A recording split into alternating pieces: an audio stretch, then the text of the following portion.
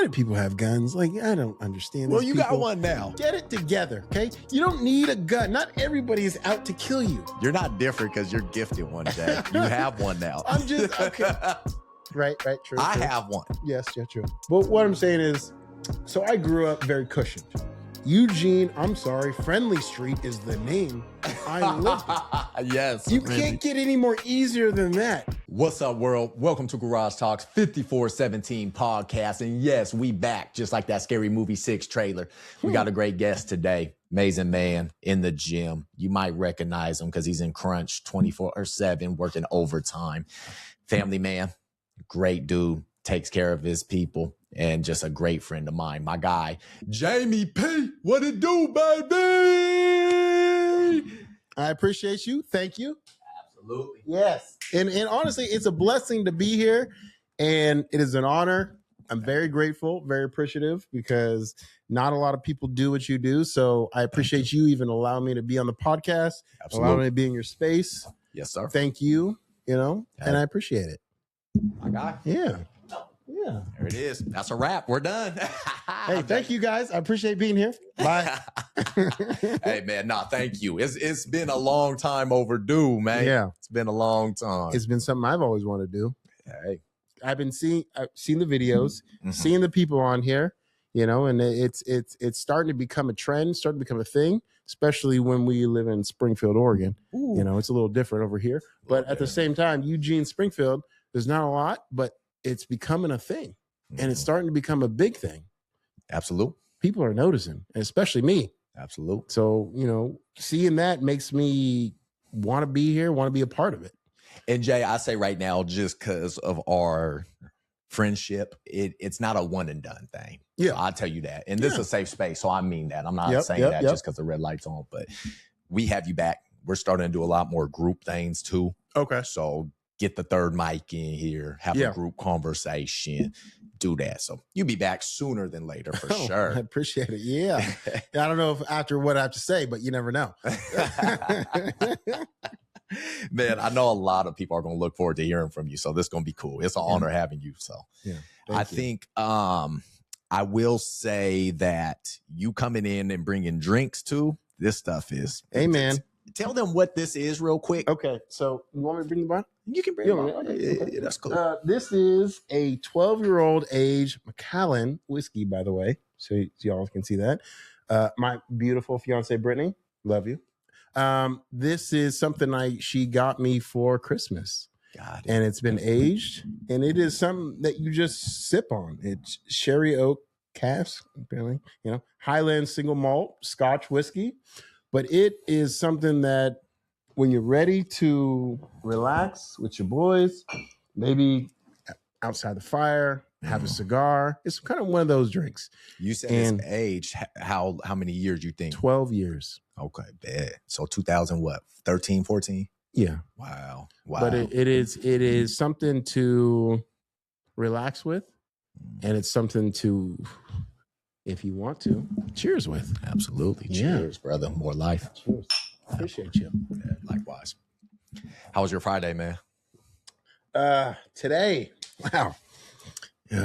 Today was a lot. Today was a lot. So I work for a company called Leaf Filter, which is gutter protection.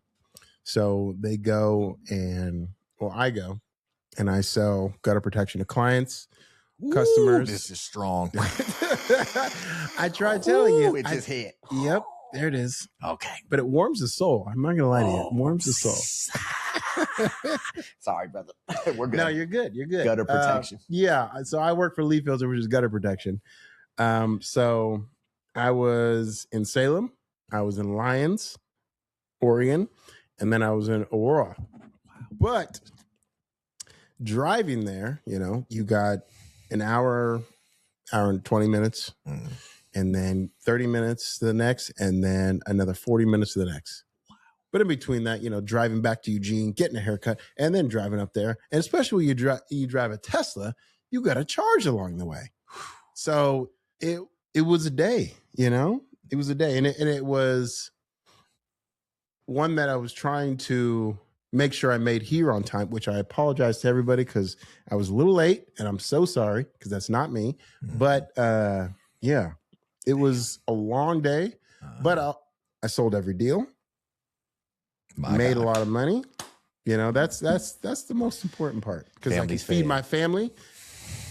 You know, so success for the future. Exactly. But stressful, none the least. But you go through it every day, and it taught me a lot. How long you been working there? So I started in Portland. So I used to live in Portland. So I grew up in Eugene, right? I didn't know what I wanted to do growing up. And so I moved up to Portland. Welcome to the club. I didn't know either. Yeah, no. Had ideas, but I didn't know how to get to them. It is tough when you're young and you're thinking about it and you want to do this and that and you don't know. Like I had a communications degree. That was what I was going into. Like thinking, I'll do this and I guess I'll be good. I'll figure it out. So I moved up to Portland, working odd jobs just to find, you know, what I wanted to do. I was blessed with the best mom in the world. Obviously, I'm biased, but it's in my head, you know, because I was adopted from Brazil at 6 months old. Oh, wow. So my adopted mom adopted 3 boys, 2 from Brazil, 1 from India. So my brother, Charlie, was a year older than me. I was 6 months when I was born. And Charlie P. Yeah. Okay. And that's when I was born. So I was adopted at 6 months. He was adopted at a year plus. Wow. She also adopted another boy from India, my brother Nathan, who's the oldest. Okay. And then she had 1 biological son. Wow. Peter. And now he lives in New York. Okay. So from a young age, soccer's in the blood. You know, soccer is in the blood. The moment we could walk was the moment we kicked. Wow. You know what I'm saying? Like we played every day. And you loved it. Loved every minute of it. I went farther than my brother Charlie did, but he played too in high school. After high school, I got a scholarship to go play at SWAC, which is Southwestern Oregon, which is in Coos Bay. The moment I played, I did great. I made the all-star team. But the moment that day stopped, I left. Coos Bay is a city of the beach, and that is it. There is a ice cream shop. There's a Walmart. I can't really say much more. It's a small town, and growing up in Eugene, going there, it wasn't for me. Not that I say that it wasn't great and I didn't experience greatness. Honestly, I was told to stay, record film, go to the University of Colorado to play soccer. I had that opportunity. At least I was told I had that opportunity. My fiance now, I went back to be back with her. Yeah. So, you know, in that situation. Wow. So out of high school, you went straight over there? No, I went to college. So I went to Lane Community College. Went to Lane. My mom was a writing professor there. She taught Writing 121. She was a children's lit professor. So I went there with her because in high school, I didn't know what I wanted to do. I went to Lane too. Yeah. So like I said, communications. I was just like, I'll do communications degree. I took dance.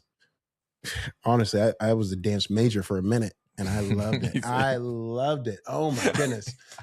I can't tell you how much fun it was. I've seen you dance, man. Yeah. I can tell. But no, growing up in 6th grade, I breakdance. Okay. 6th through 8th. And we were a crew, like breakdance crew. You know, you got to understand, I'm a little older. So I'm 40 now, just turned. So back then, breakdancing was a thing. So that was what, 2002, 3? Why are you bringing up old stuff? You know, you said your number. I just figured that opened it for us. It was. Okay. You said the number. Jesus. All right. But yeah, so nobody can tell. Yeah. It's all right. Yeah. So breakdancing was a thing. So from there, dance was always in me.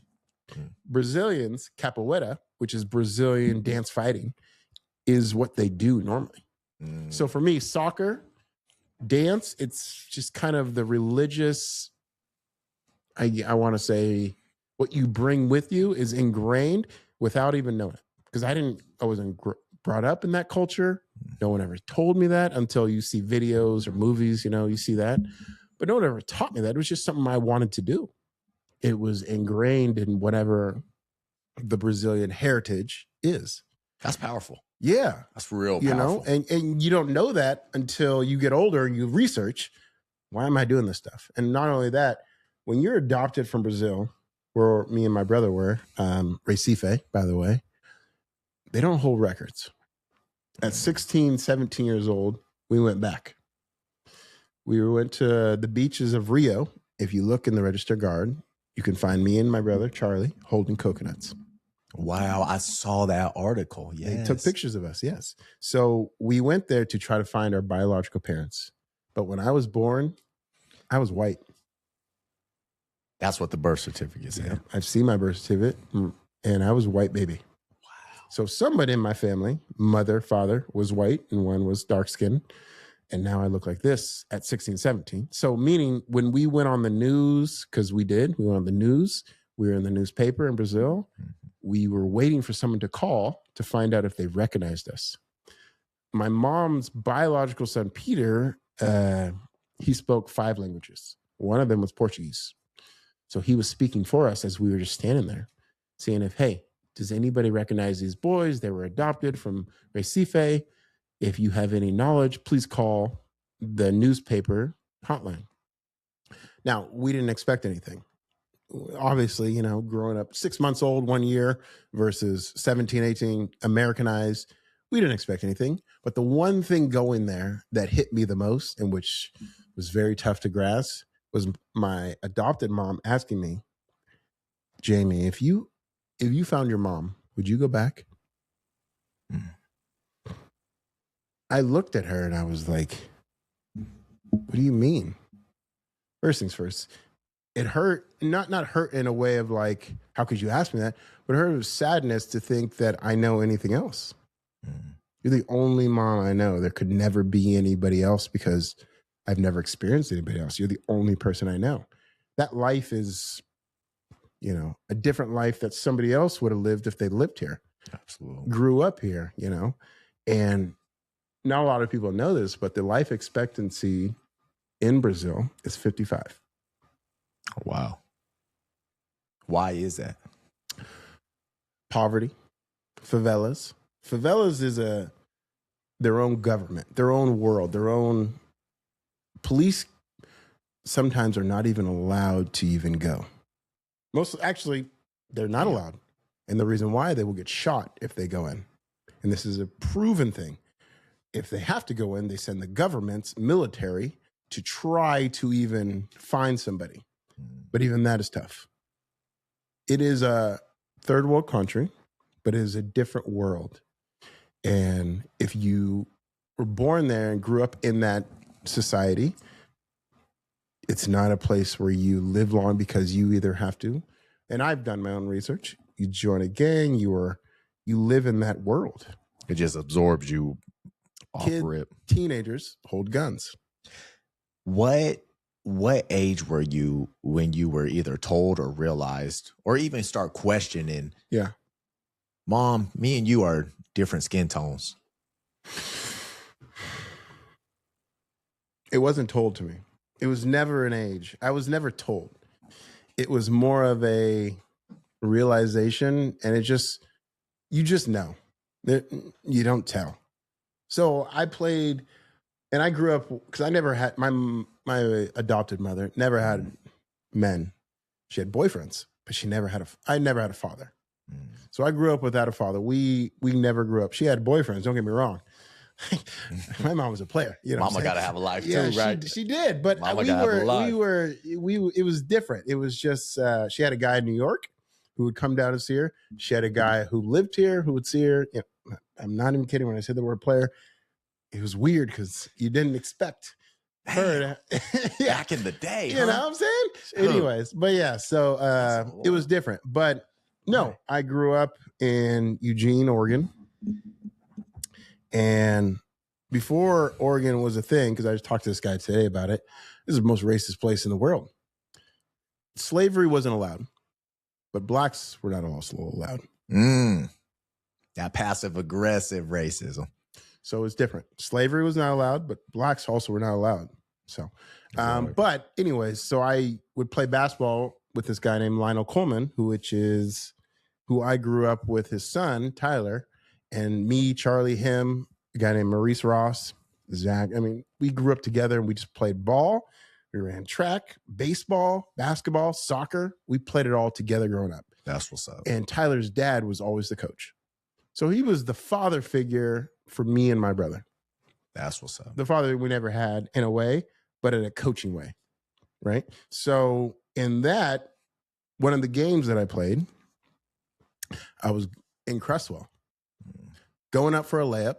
The guy behind me, you're not going to make this. N-word. Hard R? Hard R. Ooh, So, no, he did. Right. And so that was my first experience of racism. Got it. That team got out for the season. We got suspended. Don't ask me why. All I did is tell my coach what he said. We got suspended for a game, and I have no idea why. Because we were a majority black team. Maybe. I don't know. Regardless, that was my first experience. And then ever since then, you just notice it. It happens. But it wasn't something like if you were lived in the South. That's obviously different. It is. It's crazy, Jay, because my family's one of the first black families here. And Okay. I say this because I hear their stories, the sundown rule, all that.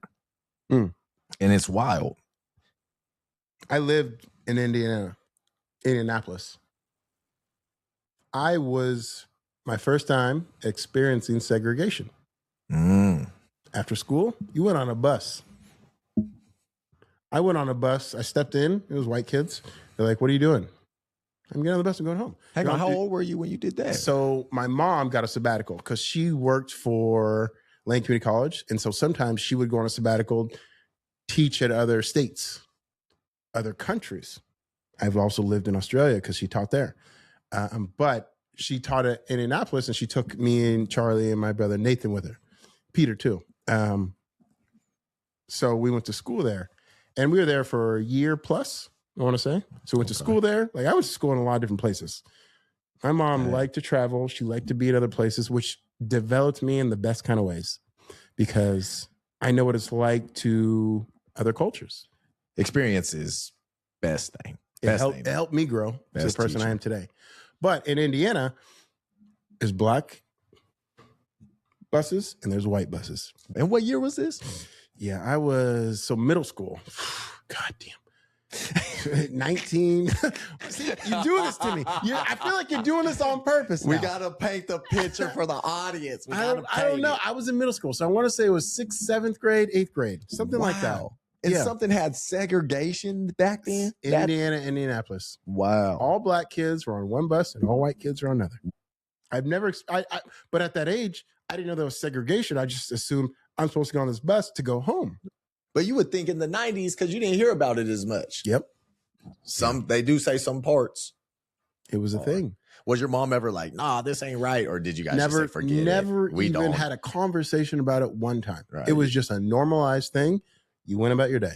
Yeah, it's like, look, we don't even want to hear this right now. Let's just go. I played basketball on carpet inside of a gymnasium. That's the worst, man. Which is weird. I've done that. Which is weird. That's not the business, Jeff. That's crazy. Weird. But it was an experience, and it's something I'll never forget.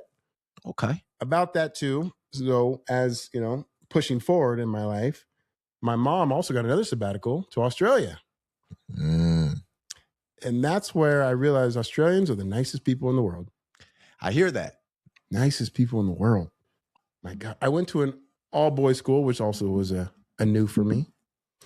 I had to wear a uniform, which is weird because you wear nut huggers in the gym. I mean, shorts are low. You know what I mean? So it was an experience because the moment I got there, I was the American. Everybody in the entire school at lunchtime came and surrounded me. The entire boys' school.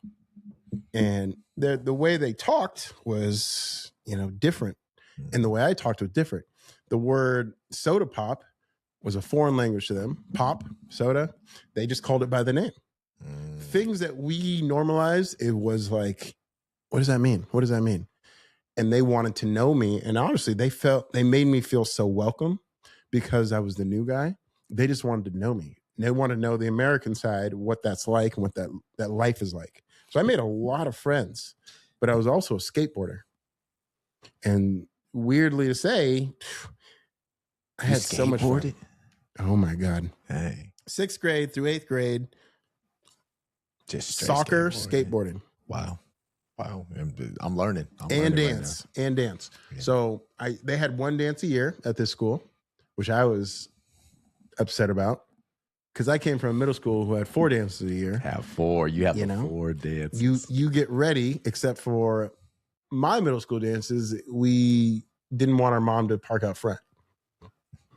Oh, yeah. We had the hatchback. We had the Honda. So, hey, just let us meet you down the block. Park us here. We'll walk there, Mom. Don't do this to us. Don't do this to us. Anyways, but yeah, so to that dance, I taught 5 boys who were in my school how to break dance so they could perform it. It was something like that. So they had an all boys school, all girls school. They'd meet for once a year for a dance. Dang. 7 girls out of the entire school didn't smoke cigarettes. The rest did. Smoke cigarettes in middle school? 7 girls out of the entire school. I asked, is this a normal thing? It's normal. That is like a few of the boys too smoked cigarettes, but it wasn't like a normal thing. Mm-hmm. But imagine an entire school of girls and only 7 of them didn't. That's wild. That's actually really. It was a normal thing and it was cool to do it. While we're over here with the fake cigarettes when it's cold out. Yeah. You remember that? Yeah. So it was I actually, when I came back, I had an accent. The Australian accent. I had the Australian accent. Wow. Because when you're there and you're in middle school growing up, you want to fit in. What do you do to fit in? You get friends. When you get friends, you talk the way they do. Mm-hmm.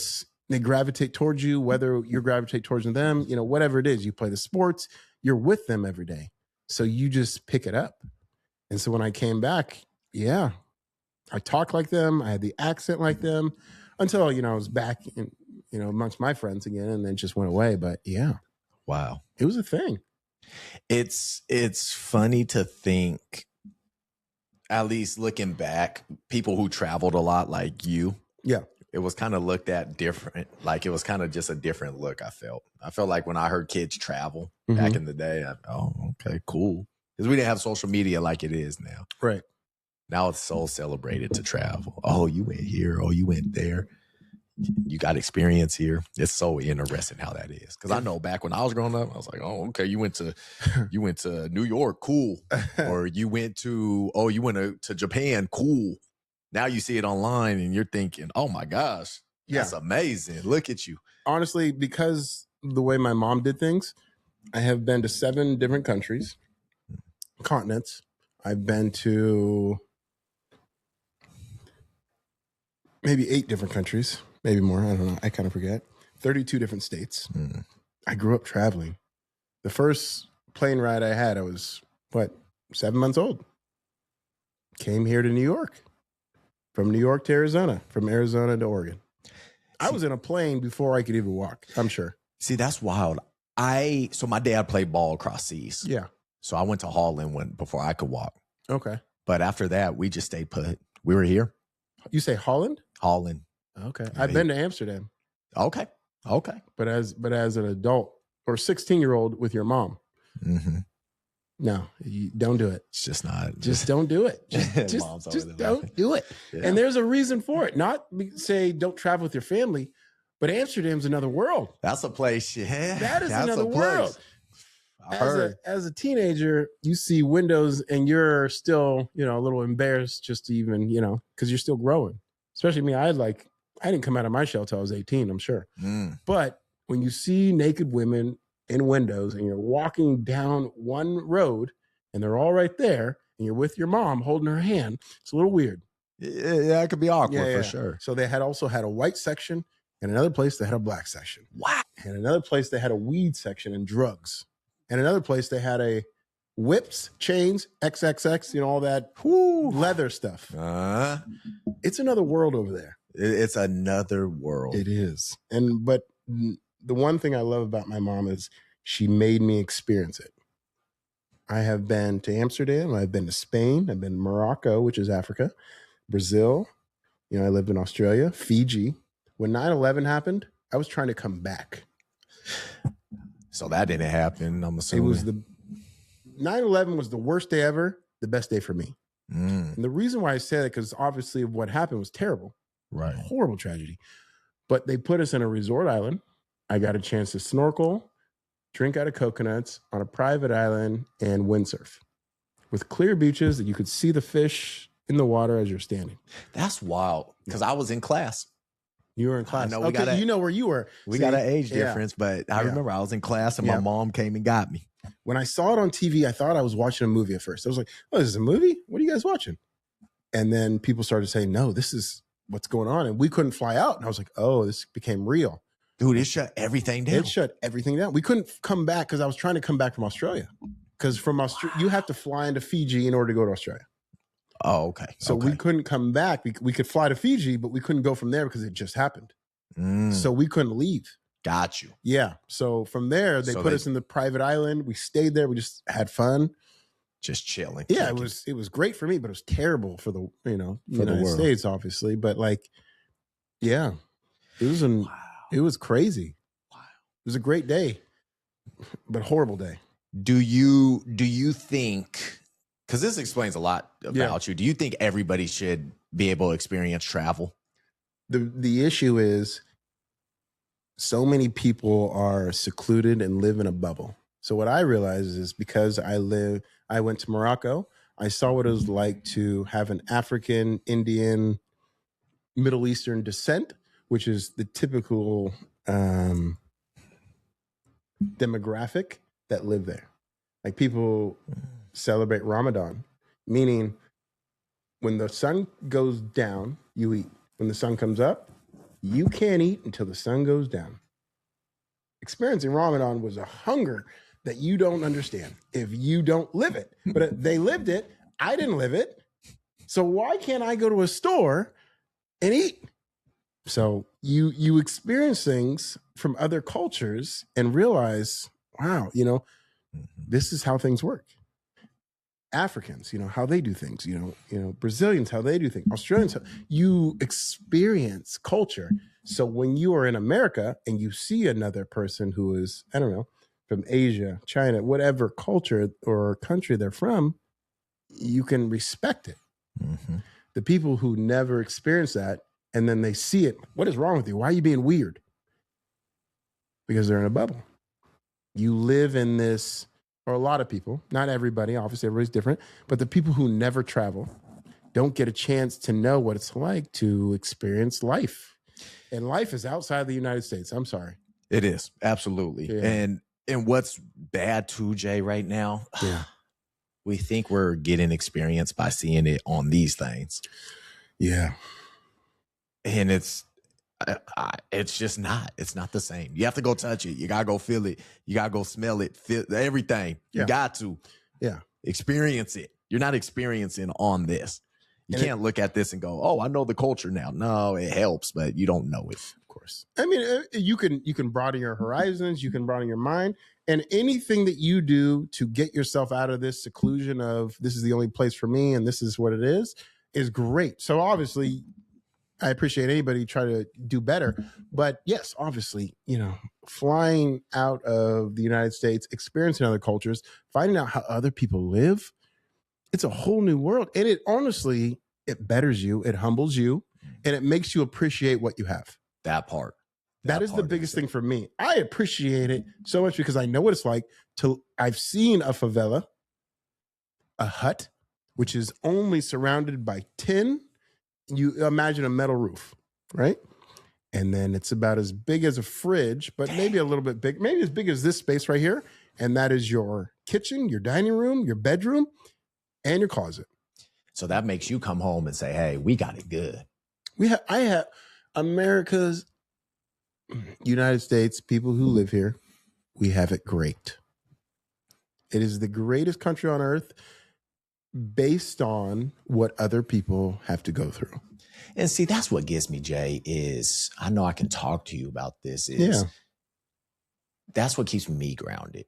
I haven't experienced nearly as much as you. Right. But I just know that generally we're safe here. We're good, generally. Yeah. It's not 100%, but Of course. we're good. I mean, there's danger everywhere. Don't get me wrong. But like, we don't grow up in well, at least here in Oregon, I can only speak about that. Grow up in a society where we have to look behind our back every turn we go. Hey, after you go, make sure you have your mace. After you leave the house, hey, make sure you get right on the bus. Don't look around. Make sure you go straight to school. Right. There are societies and there are countries and there are places that have to deal with that. And it sucks, of course. No one's perfect and it sucks. But America, when it comes to different places, I'm not saying there aren't places that like that here, because I'm sure there are. But where we are currently, we have it good. We have it good. We have it honestly great. I noticed that. I would say Jamaica, man. I went to Jamaica. I would love to go. Bro. My next place, by the way, is Greece. Let's talk about that. I'll go to Greece with you. There's a place in Greece. I can't remember the name. Anyways, not Sicily. There's a place in Santorini? Greece. Santorini is white, which is great. And yes, that is one of the places. But there's also another place that is club-like. Dance until 4 or 5 a.m. Just chilling. Dude, have you seen Den of Thieves?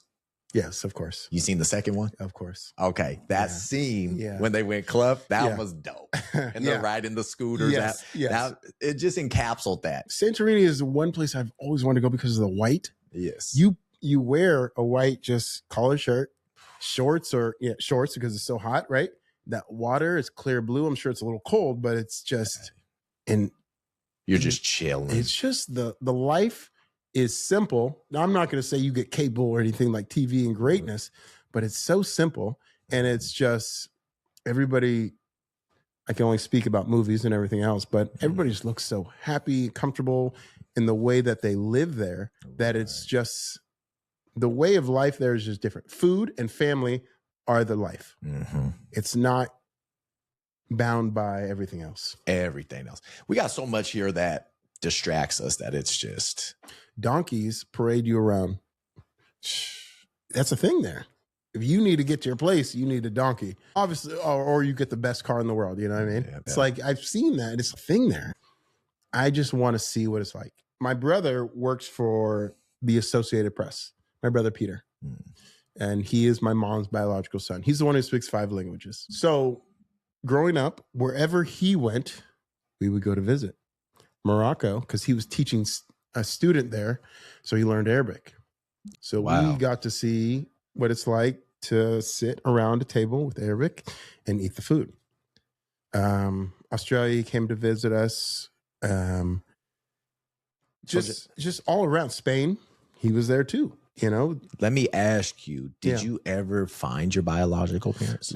No one ever came forward. Me and my brother Charlie. No one ever came forward. So my brother Charlie was Amazon, Indian, Brazilian. So I am Brazilian and white African. So you and him aren't blood brothers. We have no blood. Adopted together. Adopted together, same orphanage, no blood. So if that makes sense. Absolutely. Absolutely. But we are blood brothers because we don't know anything else. Got it. We also have another brother. My mom adopted another son from India, who's the oldest, is Nathan. And he, at 14 years old, was malnutritioned, from what the stories my mom told us. Skinny, on the streets, had nobody. She adopted him. Now you see him. He's very malnutritioned. You know, he's a big guy now. But regardless, he's a very, if my mom didn't adopt him, who knows where he would be. And when he came here, he was like a star running back or receiver on the football team in high school. You know, and my brother Peter also played football too. So, and he was also a rapper, which is funny. He was rapping. Oh my God. He is like Heavy D, those type of guys back in the day. Fat Joe, before Fat Joe. Heavy D was like the guy you would listen to. And he would, it was a whole new world. crazy. But listening to him, growing up with that, he recorded MTV music videos. R.I.P. MTV, man. I grew up listening to him. We had it so good, bro. Yeah. We didn't even know it. Yeah.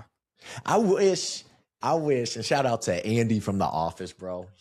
Andy would say, I wish we knew when we were in the good old days. How do you know when you're in the good old days? Because I wish we did, because we could talk about it. Right now are the days that you want to talk about. Yeah. Without knowing it. Because we only get older. So every time you're in it, you just got to be like, oh, I'm here now. This is it. Tomorrow, what did I do yesterday? Oh my God, that was so fun. And now it's getting more complicated because we're becoming more advanced. And it's just more complicated. I like that you said simplistic, Jay. That's cool. Because I think that's a good foundation to our friendship. I feel like you are two simple dudes. Just I try to be. You do. You do, and I do too. So I got a question for you. Okay, what's up? Outside image. If you saw yourself, how do you perceive yourself in every day that you live? If someone was looking at you and they hung out with you every day, what would they say about you? What would you say if that was that person? And this is you. Wow. Good question. Two things. Okay. I would say now I'm becoming similar to a griot. A griot. Explain. African griot. So those are like in Africa, those are walking libraries. Okay. For people that has inherit the village's stories. So knowledge, you're absorbing through experience. Got it. Okay. Because I really pride myself on interactions with people, getting to know you. I mean, based on this, it makes sense. Even when we go work out, train, do our thing, I really I take you dead serious. I really do. Yeah. Because we all God's children. So I would say that. Okay. Secondly, I just finally started embracing that I'm a leader, that I just need to lead. Just period. Yeah. Jay, I haven't really looked at too many people lately and said, oh, I'm going to rely on them to lead. Right. And I mean that with all respect. Yeah. There's people richer than me, stronger than me, faster than me, whatever. Right. But I just don't see them leading like I think I should. Right. And could. Right. Not saying I want to be the president. Right. But I think I can make a difference, man. Oh, that's great. And that's out of love, bro. That is great. So, yeah. Yeah. No, honestly, and you saying that, everything you said is spot on, 100% true, because I'm the outside person and I'm looking in on you. And that's exactly what I see too. Thank you. Also, I see a businessman and a entrepreneur. So yes, on the more take it down a notch. Yeah. Yeah. Entrepreneur for sure. Yeah. I think it's great. I love it. But I want us all to eat, bro. Like I really do. Like, I don't need to be fat. I don't want to be fat. Yeah. I want to be able to be like, yo, Jamie, how can I help you? How can I break you off? Yeah. I want to do that for you, my cousin Derek, my cousin Julius, Tevin, whoever. Do you know how hard it is for other people to want you to succeed? Oh, you know how hard it is? And it is the weirdest thing because they're your best friends. They're your colleagues. They're your people you see every day. Mm-hmm. And the moment you do great is the moment they bring you down. And they don't do it in any type of way but under the rug. I got a podcast. Yeah, I did that a long time ago. I just hit 315 today. I've done that before. And it's never intentional. It's always... So there are two words I'm going to bring up. One is people who like to boast and be the center of attention. There are two different types of people. One wants to be you're doing great, continue on. Supinating, they want to lead you up. They want to be your cheerleader. You know what I mean? The other wants to be the best, but when they see you doing good, it hurts them. So they will do in a way that makes you lesser than, but it's only because it makes them feel better. Absolutely. Everybody, I say this, everyone wants to see you do good. Not a lot want to see you do better than them. Yeah. And it is very tough. It's tough. But what's cool is I don't get that from you. And you never will. You never will. I don't. And Jay, I'm gonna be 100 with you. This is a safe space, so I'm gonna just be 100. I would love it. Seeing you at Pursue. Yeah. Initially, is men. We all every man scopes the gym. Yeah. Whether it's for who's the other guy that's lifting like me. Right. Yeah. And where's the girls at? Oh. There's another black guy in the gym. How's he doing it? Look at this dude. He looks like he's in shape. Who is this dude, by the way? I got to find out what's going on with him. No, of course, you in the back of your mind, you're always thinking that way. When I saw you, I was like, okay, what's going on over here? What's going on over here? Yeah. You instinctively do it. Kind of like your boy at the gym who got mad at you. Oh my gosh. I want to touch on that. Light skin versus light skin. He got angry. He didn't like it, which is the weirdest thing in the world because you're the nicest person in the world I've ever met, honestly, and it's just the weirdest thing. But regardless of that, no, I know what you mean. Yes. So when I saw you, honestly, when I saw you myself too, I was like, oh, okay, he works out. Looks like he does his thing. So my impression, but I grew up, I went up to Portland, got my degree through NPTI, which is National Personal Training Institute. So I left, and I was working at Dick's Sporting Goods when I was doing this. I left Dick's Sporting Goods because I was making minimum wage, obviously. My mom, bless her heart, paid for me to go to this institute, which is a college degree. And you could either take a year, or you could take 6 months, depending on how you pay for it, right? So she paid it, got me through it. All for training. Personal trainings. But you learn kinesiology, anatomy, physiology, biomechanics, business. You learn in the gym, you learn in the classroom, and you also have to go train. You also have to go to another gym and learn from them. Wow. So you don't just learn personal training, you learn how to grow your own business. Mm-hmm. So how to be on your own and do it yourself. You also, in the classroom, have to write a business plan of how you would have a gym and what that would look like, what you would charge, what you would do, what the equipment you would have. So when I see personal trainers, and don't get me wrong, I love every personal trainer who betters themselves and is in there doing work. I love it. There we go.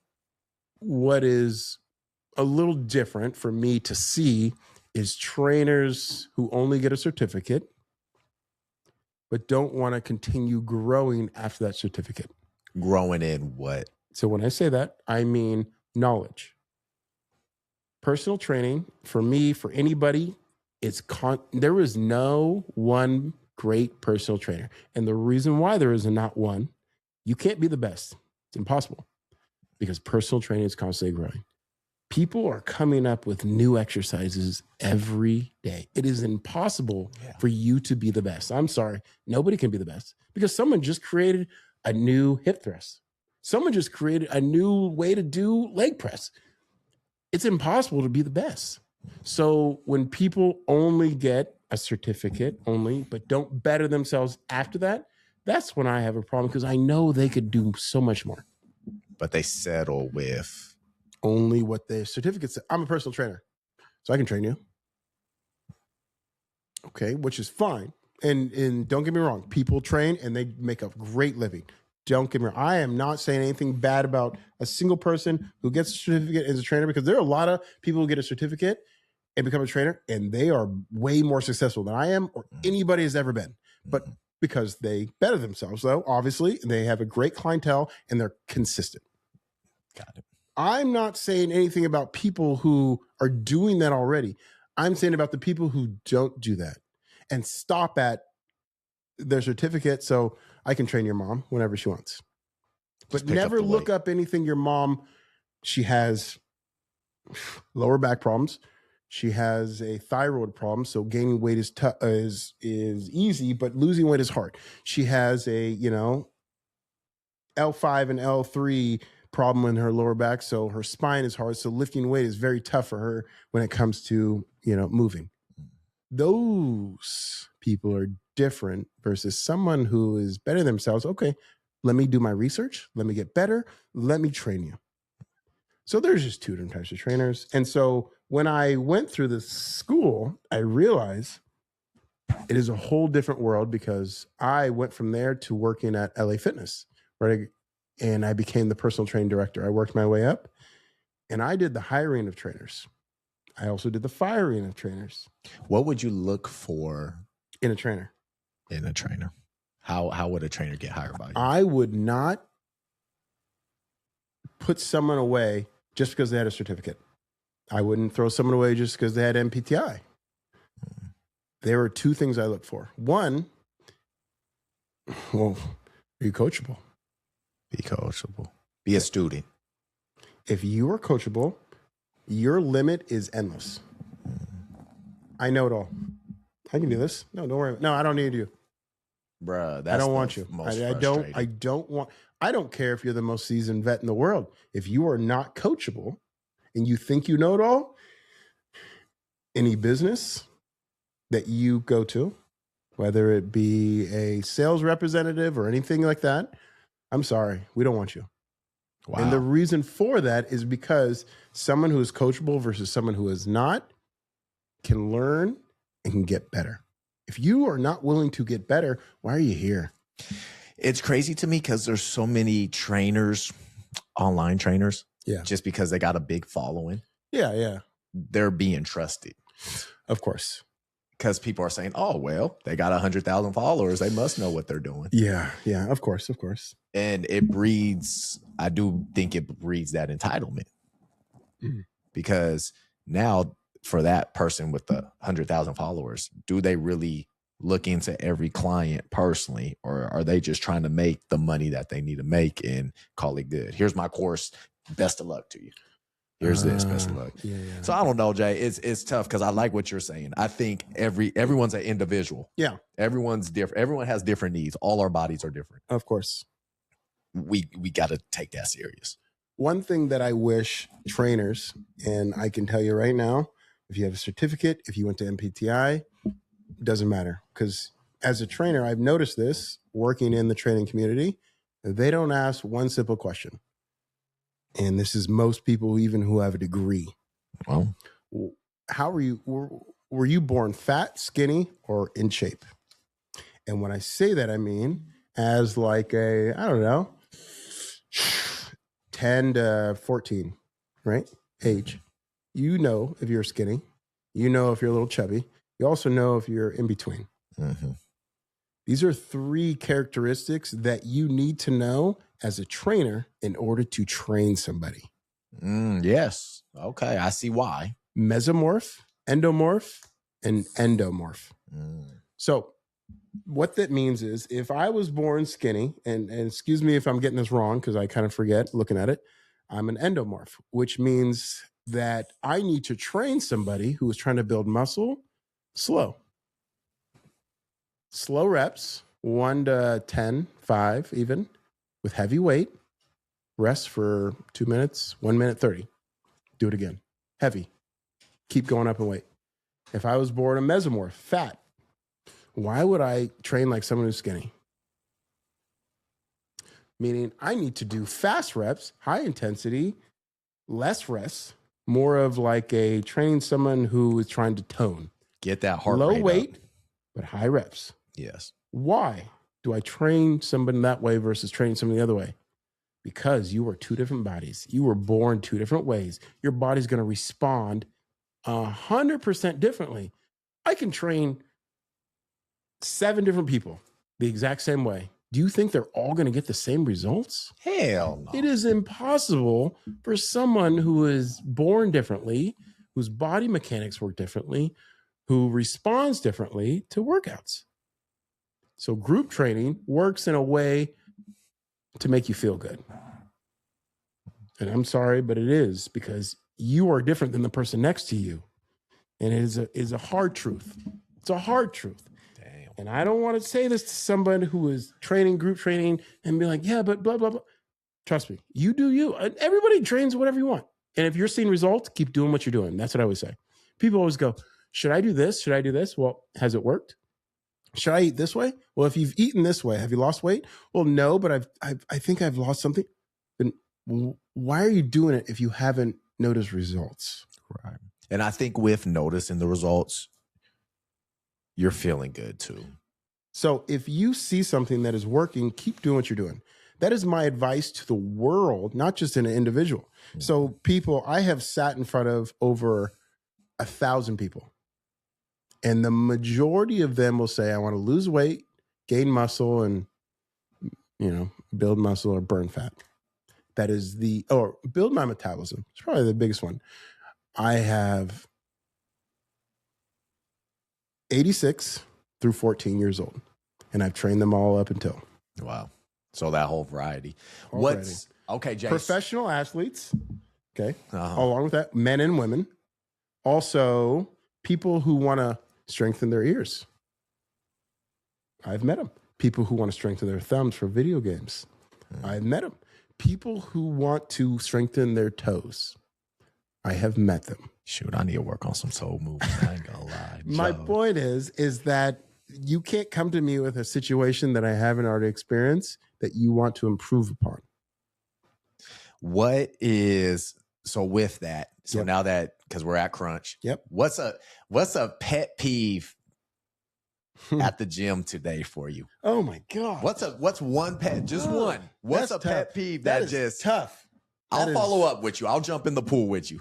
Because I try not to complain at the gym, but I do have one. Got it. But you first, sir. What's my a pet peeve? Well, it has to be trainers. I'm sorry, but it has to be. It's only because I lived the life and I did it for so many years. So when I see it, it is something that I gravitate towards. Mm-hmm. I mean, I could pet peeve anybody who works out, but that's the normal thing. My pet peeve is trainers. It's 100% trainers. I cannot stand. God, this is so hard. And I have to bite my tongue a lot of times. Sometimes I have even been inclined to walk over and say, what are you doing, man? Why are you training like this? A trainer who is watching someone work out and never correct their form. That's the pet peeve. Doesn't step in and, hey, Sydney, or hey, Bob, you don't understand. So when I say that, I mean, so a client is doing a bicep curl and they're wiggling, or they're doing it in a way that the elbows aren't tucked in. It's just wrong. It's not a good You're standing form. there like this. 1, 2, 3, 4. Good. Nice job. 5. A trainer is someone who is supposed to have a 3-point touch. I will explain what I mean. A 3-point touch is here, here, and here. Okay. It's a 3-point touch, in meaning guiding them in the way they're supposed to do it until they have it done, and then you move away. What if you have yet to do that and they're just start the workout and you never corrected them? What are you doing? You've never even corrected them. You're just watching them work out and telling them, yeah, that's how you do it. Everybody's body responds differently. Mm-hmm. You can show somebody 1,000,000 times how to do something, and guess what their mind says versus what their body says. Those are two different things. 2 whole different things. You have to adjust them to do it right first for their mind to connect to their body. Kinesiology is mind kinetic energy. So their mind needs to understand what their body's doing before it can reconnect and understand what's going on. Absolutely. But if you never adjust them to show that, their mind and their body is just going to do what you just say, but you never can correct them. It's almost, would you say it's almost a survival thing in a way? I have to lift this heavy weight. I'm going to do it however I can. 100%. But you never correct them and say, this is actually how you're supposed to do it. You can say it, but if you never guide them, because like you do a bicep curl, right? You're right here. Mm-hmm. It's actually supposed to be next to your body. But you never you just say, next to your body. Guess what they do? The same thing. You say it. Don't get me wrong. You say it. You're a great trainer by talking. But there's more to training. You have to physically touch them and guide them as it's supposed to happen. And that is the problem that I see at Crunch specifically. Don't get me wrong about other gyms, but at Crunch, because we go there, If you look at every trainer who has gone to Trunch, if you are not on a machine and you're doing free weights, what are they doing? They're standing, they're watching. That's it. And they're talking. Some are on their phones, some are not. But that is it. You know who I give props to, though? Poe. So Poe is, I'll show you, Poe is big. It's funny you're saying this because Poe does do that. I see Poe come in and because he lifts big. He's a power lifter. Okay. But I've seen him. And Poe be. Is he the one with the chain? With the chain. Yeah. I didn't know his name. I didn't know his name, but I know who he is. Shout out Poe. Poe is on it. He's young though, so he's still learning. Far as training, yeah. So that's your pet peeve. That's my biggest pet peeve. And you know, it's tough because as a trainer, you're taught in class, even if it's your significant other, even if it's your brother, your sister, whoever, you are not allowed to train them. But what if a client doesn't want you to touch them? So those points you said, you ask at a time, is it okay if I touch you? Okay. You have to ask for permission before you do it every time. What would you do? And absolutely, what would you do though if the person was like, nah, I don't want you to touch me? Okay, that's okay. But I got to understand, I just want to let you understand that you were doing it in this way that I'm trying to correct, so that way you do it correctly. You explain as to why you want to correct their form. I get a laser pointer. I'd be like, look.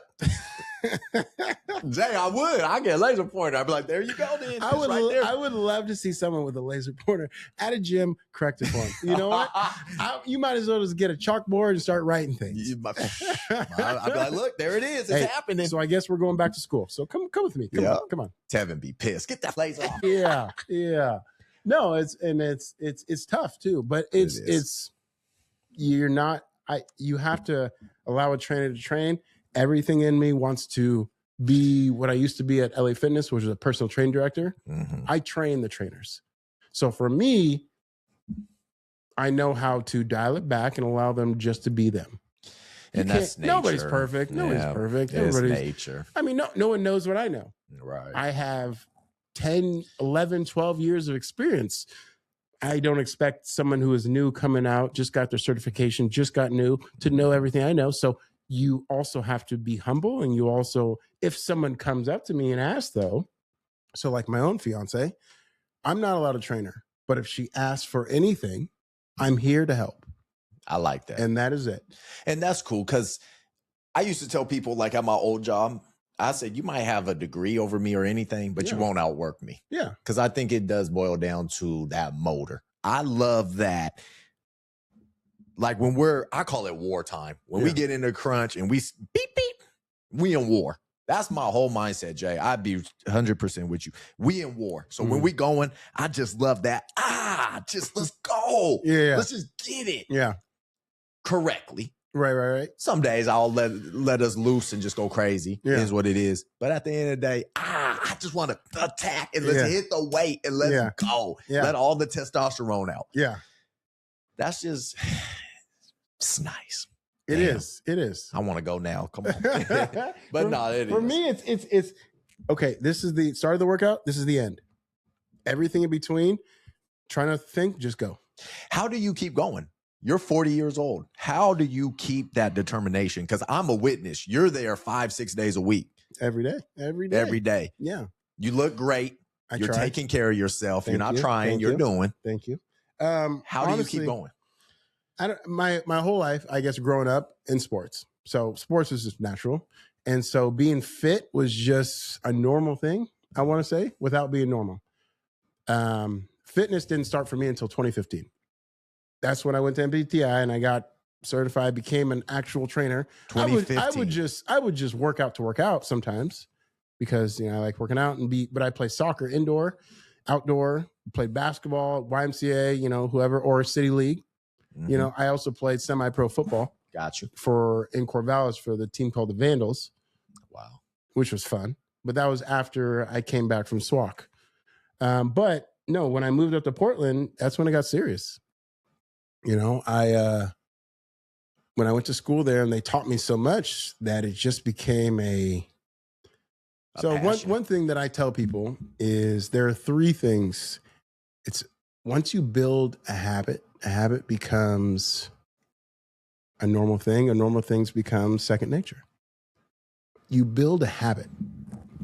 The hardest thing for people is to build that habit. So being in the gym needs to become a habit in order for you to be consistent and doing it every day. Lifestyle. Exactly. Okay, So just make sure we're on the same. Yeah. And if I wasn't in the gym, I feel weird because the gym is a habit.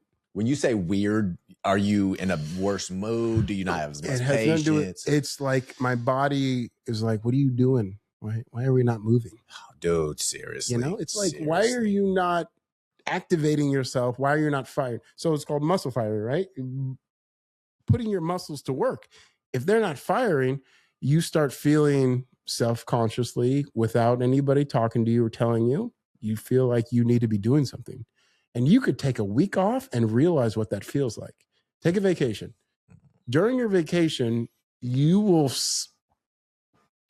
not saying you don't want to work out, but you'll just be there moving sometimes. Sometimes you just want to go on a hike. Sometimes you just want to go swim because your body is asking to move. You're asking to do something without even saying the words.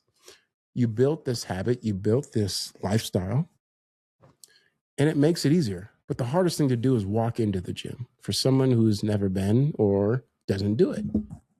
That is the first step. So the hardest thing is walking in the gym. Once you're in, you're already going to work out. There's other people working out. It makes it easy. It's the hardest thing to do is just walking in. Once they walk in, what do you think the next step is realizing that not everybody there is watching you. Nobody is criticizing.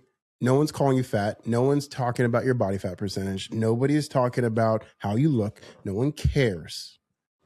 And that is the hardest thing for people to grasp. The people who don't work out, who don't go to the gym every day, think that, well, if I go in there, it's so intimidating. These big buff guys. It's a thing. It's a thing. And trust me, I've sit in front of 1,000 people, and I've sit in front of women who mainly tell me this. Trust me.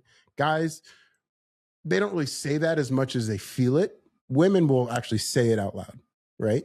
So typically it's the intimidation factor of the people in the gym, which makes them self-conscious about themselves to come and work out.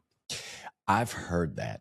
It's 100% a truth, a fact, but they don't like to talk about it because they don't want to say things that are embarrassing. Right.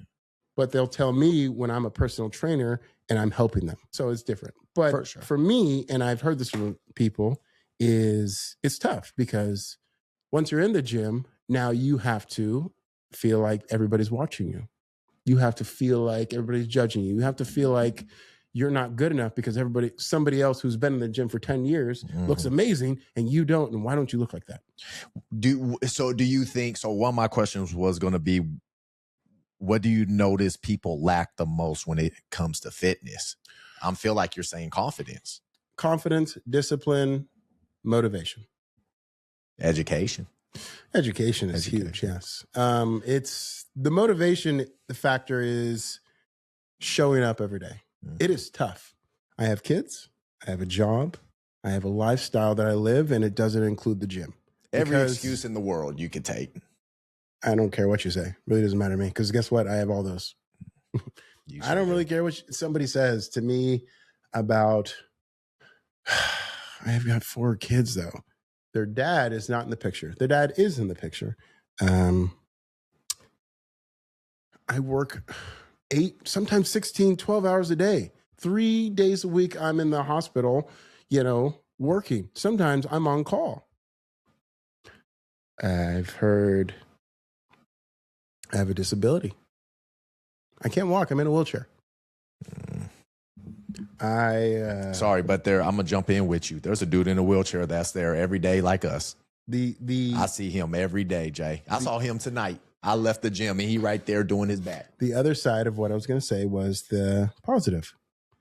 People in wheelchairs work out because they have to. Oh. People who work in the medical field have to walk every day, and they come in front of me and they say, my legs, my upper body is not strong enough to lift this person because I'm a CNA and I can't lift this person out of the bed to change them, wipe them, clean them. I need to build up my upper body strength. Typically women who say this. In the nursing field, it is a lot of times it's upper body strength that they struggle with. They're constantly on their feet. They're walking. They build the endurance in their legs. They are the backbone of society to help us to be good, to get back on our feet, to make the world and people feel amazing. Absolutely. They are the backbone. The one thing they're not the backbone of is taking care of themselves. Man. And it is tough because of the schedules that they have to work, they have to live, they have to eat on the go, sometimes not eat, hours.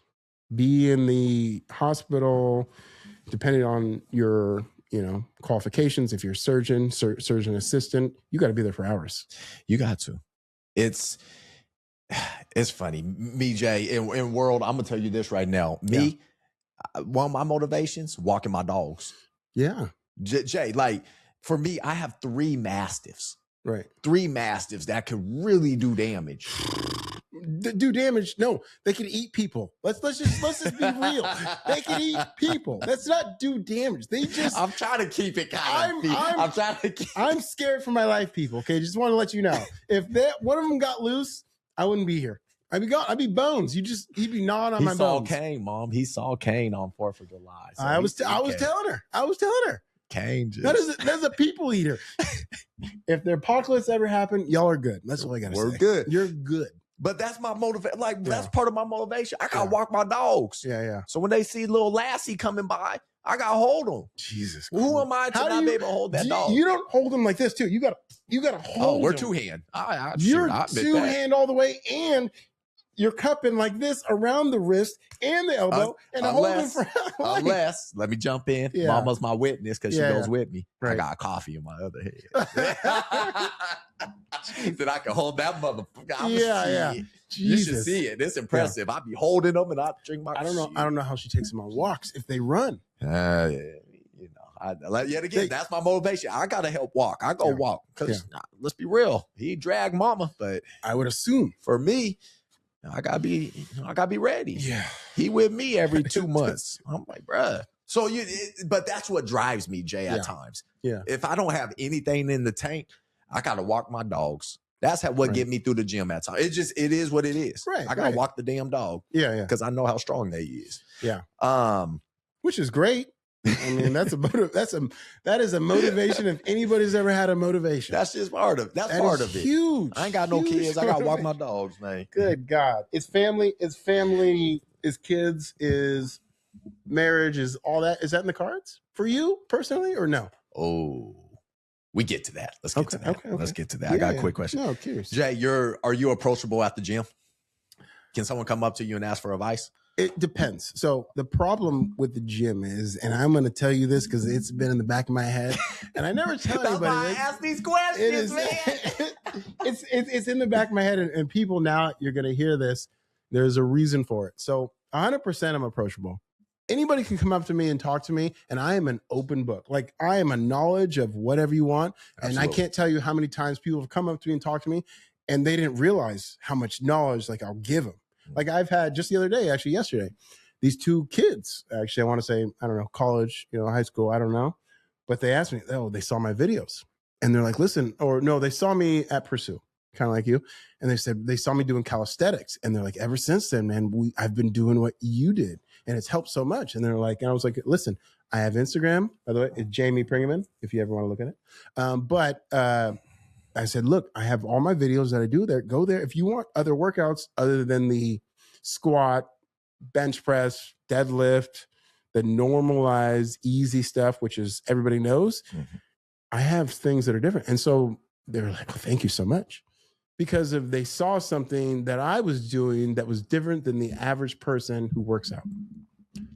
You do some different stuff, Jay. You do. But the average person will never come up to me. The reason why is people are intimidated by me based on height and size. If I was short, it would be an easy thing for people to approach. So, how tall are you? 6'4". Damn. Yeah. I maintain 210 to 205. That is my normal weight. I can't tell you how many years I've been this weight, and I love it, and I will never change. Good. I work out to maintain. I don't work out to. I've hit every goal I've ever wanted, except now I'm on a new goal. But every goal I've ever wanted, besides what I'm doing right now, I've hit. So that's why I maintain. That's important. People work out to hit goals, right? Mm-hmm. I've hit every goal I've ever wanted. I've deadlifted 505. That was my goal, right? I've squatted 360. That was another goal. So for me, I want to look like an NFL wide receiver for the rest of my life, if that makes sense. That does. Absolutely. Athletically, aesthetically, that is the shape and look I want for as long as I can maintain. Okay. That is my goal. And I realized that at a weird age, but I was like, I love the way this looks. I just want to keep it. So to deviate or work out differently is to not keep what I want. That's important because, I mean, now you're athletic. Yeah. You're fast. I try to. You can go. Yeah. That makes sense. I can just go. The kids grow up. You can still hang with them a little bit. So I have a daughter, and we'll get to that. But regardless, but yeah. So my new goal now is 315 on bench, as you know. I appreciate you helping me out there. You know I got you. Yeah. But yeah, so now that is the new goal. Got it. It's easy to train for, hard to do. Hard to do, yeah. Me and you are two leaner dudes. We're leaner dudes. So I had somebody, when I started really getting into fitness, shout out to Forever Strong and Vic. All love, Vic, Molly, Dev, all love to you. Joe, shout out to you, Joe. My buddy Joe, so I did 6 months Forever Strong training. Okay. Vic do you know Vic, Felipe? Maybe. I'd have to see. I mean, Vic, names, I'm terrible with names. People. It would be so cool to have you and Vic here and talking, or at least just all of us go talk. Yeah. Because he's a mad scientist like you. Mm. He studied, he went to school for it. Yeah. He's a mad scientist. It'd be so cool to hear you two talk about it. It honestly would. He's a mad scientist. His brother Dev too. But after the 6 months, they're Samoan. So you know Samoans. They thick, they strong, they ready. Yeah. And then my Joe. And they was all heavy lifting. For me, I'm on the lighter side. Right. So I had to learn to adjust and try to keep up with them. I wasn't hitting the weight they're hitting. But my body was like, we got to try something. Reminds me of that gym. Which one? Diamond? Yeah. But before we start that, I don't know if I can keep up with that. Jesus, that is. But see, that's what based on what you were just saying, you might. That's interesting because you might go, look, we hit hypertrophy, we're good, 100% hypertrophy, but it's. But my heart beats. My heart's like, let's fucking do this. Understandable. And for me, the only problem is I come at it from a personal training standpoint, which is this isn't helping you. But at the personal person in me coming for, God, I want this. Okay. So there's different people talking here. Okay. One is. So you got two sides to personal training going, you're only hurting yourself because you're not taking rest. You're not benefiting yourself by growing. You're just pushing weight without taking rest in between to grow. You're already tearing muscle fibers. You're already doing the person in me who is the gladiator and is like, let's go. That's what I love. Of course. Obviously, that's almost in everybody and is always in me. Yeah. I am not perfect in any type of way, shape, or form. But I do my best to, push myself to a point where I know I can get to. You think you could get through a Diamond Gym day? I do. In a way that is, don't get me wrong. I'm only saying this just to say it. I have no clue. I don't know. You would have to dig deep. I would have to, anybody who did a workout with them is crazy. Let's just start there. You have to be crazy to do what they do. And not only that, if you don't work out and you just went in, it's like going to the Marines and doing their first day. You know what I mean? And Onk's a firefighter. Yeah, exactly. And that's what I love with Onk is just, and I know you see it. Yeah. I love just that heart, just F it. We might not get through all this, but we're going to do our damnedest. Exactly. And I can only imagine too, behind the scenes, because you only see the burpees that they have to do, the hill that they have to run, the triceps that they have to do, the push-ups. You don't see the behind the scenes of, okay, he's actually fatigued and he legit can't move. Mm-hmm. Take a breath. Get some water. I'm sure they do that. You don't see it because you see nope, there's no water breaks. Nope, there's no rest. You didn't finish. Nope, you got to do more. Nope, you didn't finish. That's 50 burpees more.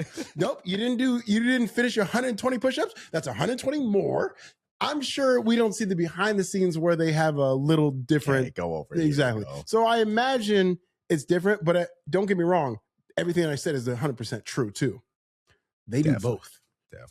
There's some dogs in there. What they do is a marine test, which is mental. Exactly. Mentally straining, mentally exhausting, mentally. Just your heart at that exactly. point. All logic goes out. If you put your heart and soul into it, they respect. Absolutely. The moment you quit and give up is what they don't like. I think you and I you and I could get through one. We could. It would not be pretty. It wouldn't be pretty. That's the personal trainer in me is saying, these are not full reps. Not only that, I'm not even doing perfect anything. So that's the trainer in me. Gotcha. But the gladiator in me says, I don't give a fuck. Let's do it. Let's go. Yeah. So that is all I'm saying. Big respect. Yeah. And I love what they do. And I think it's wild. And one day, you never know. What is something you like to see in the gym? What's something you, every day, you go Monday through Friday, Monday through Saturday. What's something you look at and it makes you just, there you go. I want people to do my power leg workout. And I want it to be a class. But what is something you see day to day? Day to day that I see? Yeah. What's something light you see and you just say, oh, you know what? That's awesome. Oh, that's easy. It's people respecting other people and giving them props for what they do. And I don't want to say applause, but just going up to other people and just being kind and saying, you're doing great. You look amazing. You look great. Wow. Oh my goodness. I saw you just yesterday. Hey, I saw you on that lift. Nice work. I want to see people applaud other people in the gym. You see it with a gym bro. You see it with a gym girl. You see it with people who will spot you. You don't see it with random people. Mama, will you clock hour 45? Will you let me know? Okay. The reason why I say that is because positivity creates strength, creates progression, creates motivation. Absolutely. It makes people want to come back and do more. Absolutely. If we can create an environment that does that, guess what in turn is going to happen to society and the world? So love, appreciation for others, motivation for others, happiness for others, allowing people and showing, like we talked about earlier, wanting to other people to succeed and be happy about the fact that they're succeeding. Because that's why we're all in there. That's why we're in there. That's the beauty of the gym. Nobody is upset about the fact that you are very overweight. People are upset at the fact that you don't do anything about it. That part. So when you're in the gym working out and you're overweight and heavy and you struggle with it, no one is mad because they know you are in the gym and you're trying to do something about it. Everybody applauds that, loves it. Most people, I can't say everybody, most people, generally speaking, most people will say, that is great. I love the fact that you are working on yourself. Facts. And that is tough for people to wrap their head around. They think if they go in the gym and people see them at this weight, they're going to judge them. Not everybody's that way. Some people just love to see other people working and striving. My hashtag strive for fitness, shout out LeBron James, is a thing. It's a thing. It helps me seeing my everyday people. Yeah. I could go to the gym, Jay, at 8 a.m. Yeah. I could go at 5 a.m. Yeah. I could go at 3 p.m. Yeah. But I choose to go at 5:30, 5:45 p.m. Which is great. Because I know I'm going to see you. Yeah. I'm going to see Bob. Yeah. I'm going to see my two favorite janitor people that work at Crunch. Thank you guys. You guys are some great men. I see y'all. Thank you. You know, some of them janitor, one of them, him and his, I want to say his wife, I'm sorry if they're not married or not. Oh, I know. That's a cool cat right there. My man lifts. I don't know if you've seen some of his videos, but this guy lifts. Like, he can move. I want to say he's Latino descent, right? But he can move some weight. I've seen his videos because I now follow him on Instagram, right. And I was like, Jesus, he can move. And he's one of the janitors there. His wife worked at the Kids Club. Now she works front desk. She had red hair. Now she went to black. Oh yeah, yeah. You know, his wife. And he used to be, I think, one of the sales guys. Then he moved to the janitorial work. Okay. You know what I'm talking about? Yeah, I know exactly what you're talking about. This guy can move some weight. Shout out to more than anybody I've ever seen in the gym. And I thank those dudes because seriously, Jay, to have someone you can count on Monday through Saturday, Sunday. Well, I say Monday through Saturday because I don't go on Sundays. Right. But that means a lot to me, bro. Yeah. That consistency and that stability. I'm just, it gets to my heart because I'm like, bruh, they don't realize you two, your fiance, Bob at the gym, his wife, whoever I see, the young cats, right? To see them every day makes me just go, it just helps me. It just helps. And I subconsciously know that, but I'm never going to ever put it out there. I know that it helps other people when it comes to seeing certain people every day do what they do. Most do. And the reason for that, it helps with a motivational factor that makes them say, he's here again. He's here again. He's here again. He's working out again. What that does internally, without you saying a single word to me, with just your chronological, your brain, your functional, says, I can do this too. It just speaks to you. It do. It does. And it's weird too. And not a lot of people realize this. And not a lot of people even acknowledge this, except when they come up to you and go, I've been seeing you for a while working out. Their body instinctively, because I've had people come up to me multiple times and just tell me about workouts that I'm doing in the gym and seeing me work out. Wow. They're never going to say this to themselves, but their body, their mind, what they see is urging them to say, you could do this, you could do this, you could. And then they finally approach me or somebody else that they see that they like, and they'll say that to them. But it's based on the fact that they saw it so many times, it just makes them want to. Wow. And it's weird. It's a weird thing that your body goes through, your mind-muscle connection goes through. Everything is just weird. But regardless, in the gym industry, you see someone doing something consistently, it just pushes you to want to do that. I'm the same way. It builds authority. It builds authority in the gym as not that I'm above. It's just they're consistent and they're solid. Yeah. They're safe. Yeah. And another thing too is that people who see, I want to call them freaks in the gym, as they call them, right? People who are very in shape, who work out crazy, who are lifting heavy weight, who are machines, who are just doing this crazy stuff. You got to understand they are just normal. It's just to you, it's just crazy because it's something that you don't do. They're not crazy. They're actually just normal people. It's just crazy to you because you don't do it. Exactly. It's hard. It's one of those hard things to wrap your mind around.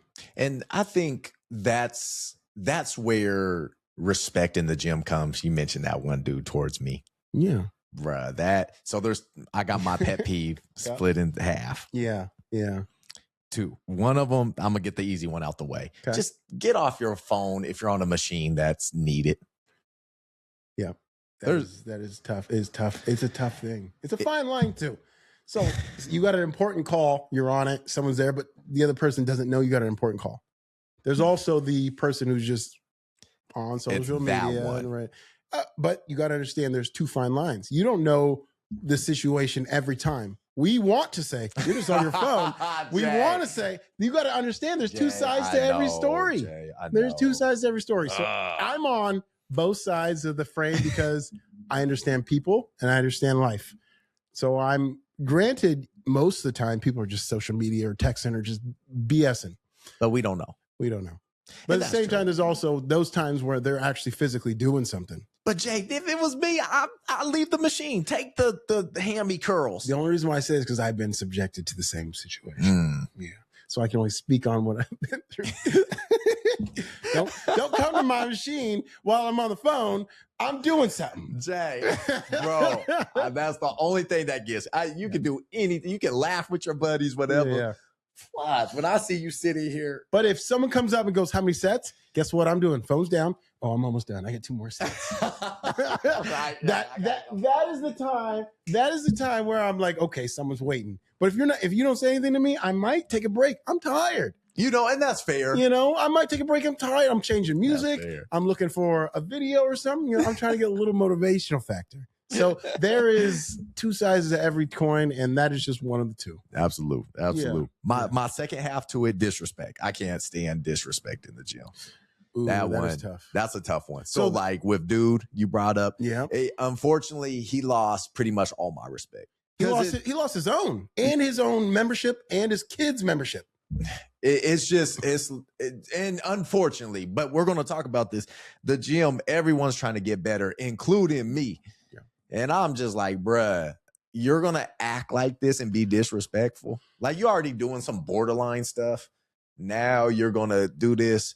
I just disrespect in the gym. I can't stand it, bruh. I can't. I'm not asking you come in and be jolly and talk to everybody. Yeah. But don't go disrespect people and make people feel uncomfortable. Yeah. Everybody in this damn gym pay the same amount as you. We all trying to do our thing. Right. And so for someone to be that selfish, bro, I was like, bruh. And I'm not even going to get in the details because you and I know it. But I said, bruh, that's just you. Unfortunately, you're one person that I look and be like, I hope God opened your eyes, but bruh, yeah, I'm done with that.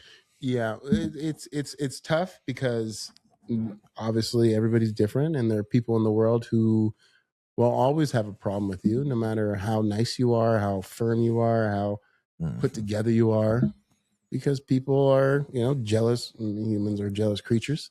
Man. They will always have some sort of bias against you. You can never just assume perfection in anybody else. And that's a hard truth. And it's tough too, for me, even because I always assume the best in somebody.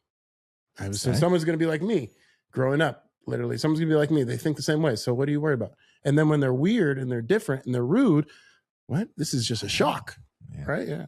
So yeah, especially in the gym industry, I mean, envy, jealousy, and the lack of accountability is tough for a lot of people. It is very tough, and it doesn't make it any easier for you as a person to take it in from somebody who doesn't think the same way as you. That part. It is very tough. It is it's something that you have to be like, okay, this person's either going through something, they have some sort of issue with them, or never internalize it. Because you got to understand, anybody who is projecting any type of anger towards you is never you. There's always a goal. What is this person's goal? Their goal is to either antagonize me, to make me angry, to respond to them. What is this person's goal? You got to think about the goal versus the actual action, because the goal is what is actually the response of what they're doing. Well, fortunately for me, I'm at peace. I don't let words get to me. That's the next thing. You can't let it affect you because their life is not yours. Bro, I just tell myself, and as you know, for yourself, you got a family, you got a fiance, you got a kid. Yeah. I got stuff I got. And I got 3.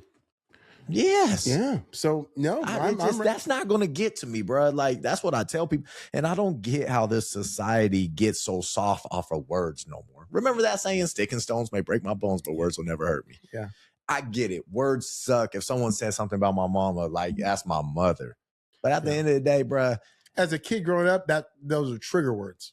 They are. But now, bruh, it's different. There's too much. My mama needs me present. Yeah. My businesses need me present. My people need me present. Like, bruh, your devilish energy just ain't gonna get to me. Yeah. It's just I just can't let that happen. But society, we got so soft now. It's crazy. I mean, in the gym industry and what happened with you, I can only speak about that because I've never encountered anybody, and I have been working out for years, what you went through. And Really? for me, it is the strangest thing because first one, I can't say I'm very intimidating, but I'm an intimidating factor to some people who are shorter, less in shape, women who are, just first getting in the gym. I'm sure I'm I can't speak for everybody. I'm just assuming, right? Mm-hmm. I'm an intimidating factor. Married but man. Exactly, right? So, yeah. Sorry, mama. That too.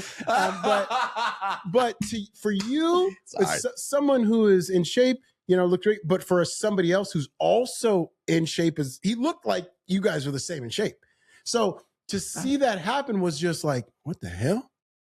And he looked like he was in the NFL. My man looked like he used to try out for a football team. So I was like, bruh. Which was just weird for me to even. So when I was thinking about it, I was like, for one, you train with people, you all work in a group. Why would he be upset about the fact that you talk to Fred and want to work out together? Why would he be upset? It wasn't even that. It was just a reminder, hey, we about to start. No, I know how it went because Fred told me too. He even told the guy, hey, man, we're working out together. You're good. He's my boy. Fred even told me that he told him, like, listen, chill. Absolutely. No need to get upset. We work out there. He's just telling me we're going up next. For him to get upset means he had something else. There was something in his head that was going on. His goal was not you. His goal was something else, but he decided that you were the target. Right place, right time. Yeah. And that's why I just said, right, bro. Like, it was just wild. And even some people like, because I saw him multiple times in the gym. I never even talked to him once, but I saw him in the gym. We've even locked eyes a few times. He's never talked to me, but if he did, I'd say hi, Right. So this is the thing that I said earlier. The reason why I don't talk to most people in the gym, and it has nothing to do with people personally. It has to do with me and what I know is going to happen. The moment you do this because you know it yourself, it actually happens to you. The moment you say hi to every person who ever wants to look your way because they want to say hi, you know it by a look from another man. You know it by a look. They want to say hi. They want to say, hey, how's it going? Based on who you are as a person. This is an unspoken rule in the gym. And I don't know if you know this or not, but it is. And it's something that I know. But I don't do it unless you physically come up and tap me on the shoulder and talk to me.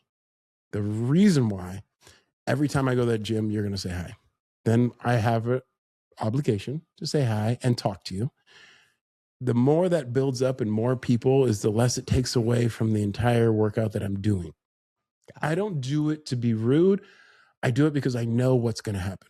Right. Not only that, I've already done it. I have 3 or 4 people whenever I go to the gym, as I'm working out, they come to me and talk to me. Not that it's bad, but the more I do that, guess how much that takes away? And because the fact that I have a family at home, it's not rude towards them. It's about the fact of time. There's not enough time in the day for what I do and everything. And I don't want to be rude to people. That is the only reason why people might see me as an intimidating factor or even a unapproachable presence in the gym, because I'm just going and I'm trying not to look anybody's way. I'm just trying to just go to get this workout done. Not to be rude, but to know that I got a family at home and they don't see me that much.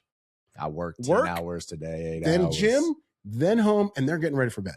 That part. It has nothing to do with them. It has to do with time.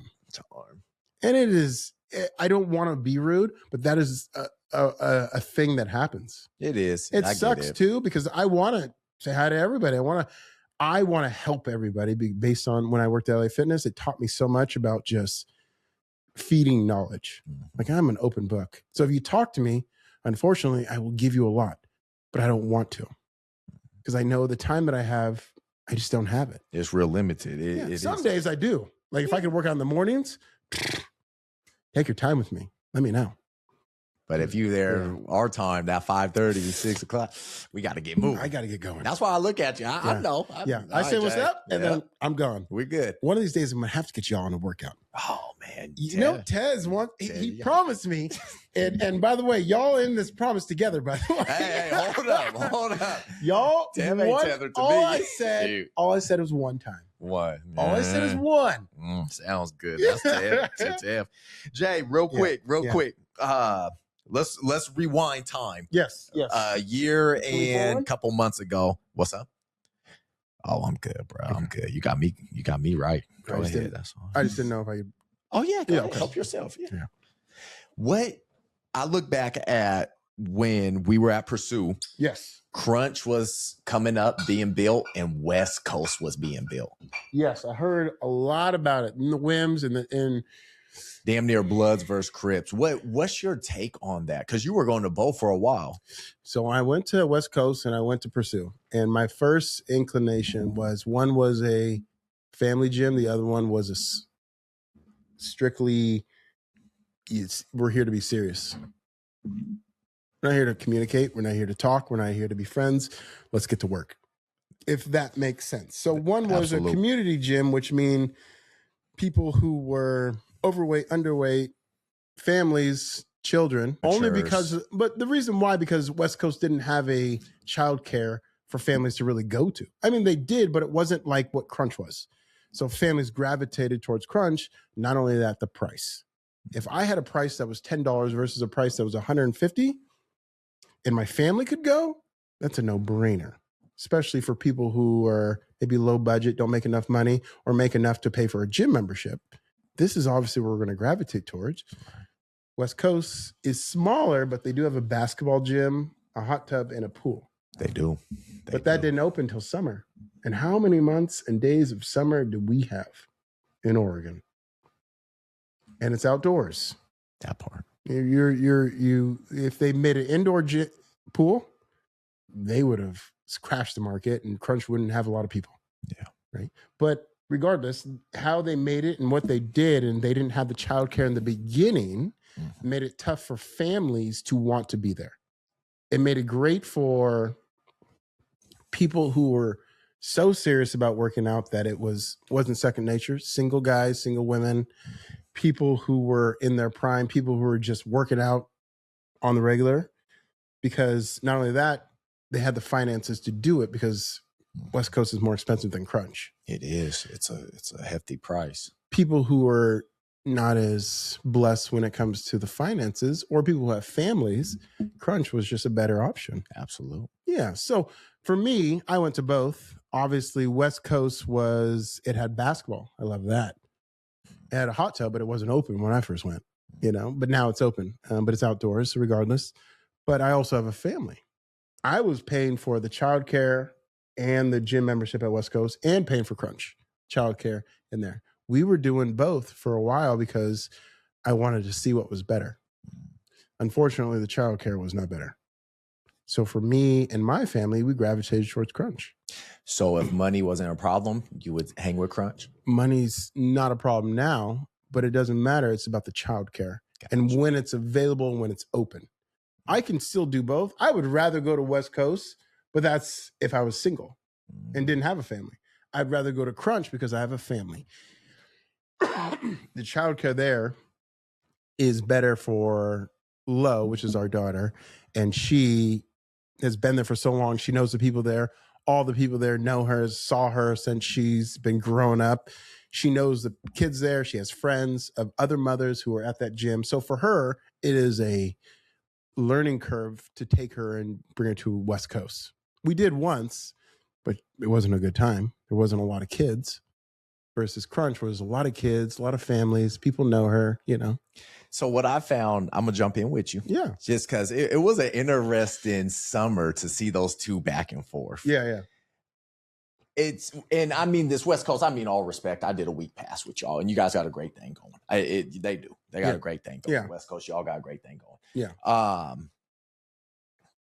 It's kind of funny to me because his name says what he's doing. He was saying how Crunch is a big corporate gym. It is. 100%. Just like LA Fitness or 24-Hour Fitness. And they are. Yep. But I do kind of laugh because I'm like, you're taking over the West Coast. Like your goal is to eventually. Yeah. Yeah. That's 100% true. I'm just in the name is what you're trying to do. I'm sure his motivation is to branch out to California, Washington. What he should do is go to the coast too. He should. Florence, Newport, you know what I mean? Lincoln City. Get some small ones in there. Of course. Small wins. It's only going to help. Yeah. And I'm not, I say that because I'm like, bruh, like you're trying to do what they're doing. Your LA Fitness started in LA. Your goal is that. They conquered LA and then they branched out. Yeah. And which is fine. Yeah. I personally, and just as Desmond, I see it, Jay. I like seeing the amateurs. I like seeing the people who start out because it reminds me that I was that once. Right. I was there. Yeah. West Coast, I did that week, and I get it. It's a club. Right. And you're all right, man. You paying the $50 or $55, whatever it is. Sorry, guys, I'm not trying to make up your prices, but the 50 plus. Right. And I'm like, damn, it's a club. Yeah, West Coast is like, so it's $120 a month. Damn. With somebody else and your kid. Okay. Right? Maybe an individual, you're looking at 23 to 25, up to in between 50 and 20 something. That hot tub Crunch sound nice sometimes. Crunch, you're looking at $20 to $10.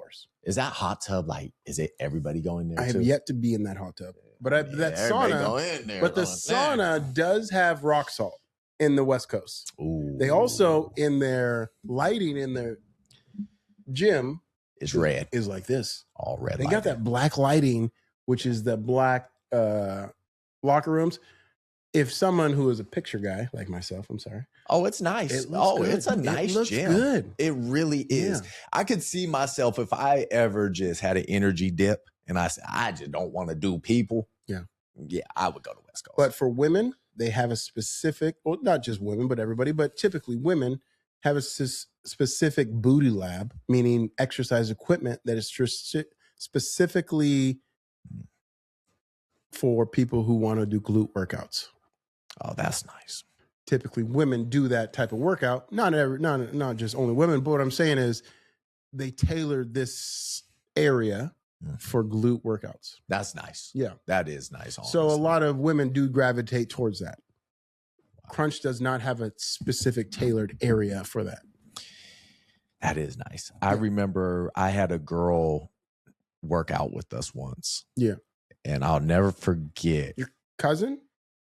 No, it was her friend. Oh, okay. Her friend joined us. Okay. So cousin and friend. Yeah. And I'll never forget, she asked, she's like, Des, can you, or maybe it was my cousin, one or the other, can you stand in front of me during this glute workout? Yep. And that stuck with me since this day. Because damn, that's a reality, huh? She's like, yeah, I've had some interactions. I'm like, damn. Of course. You got to understand, a woman's mindset is different than a man's mindset. We think, we're here to work out. I don't care about anybody else.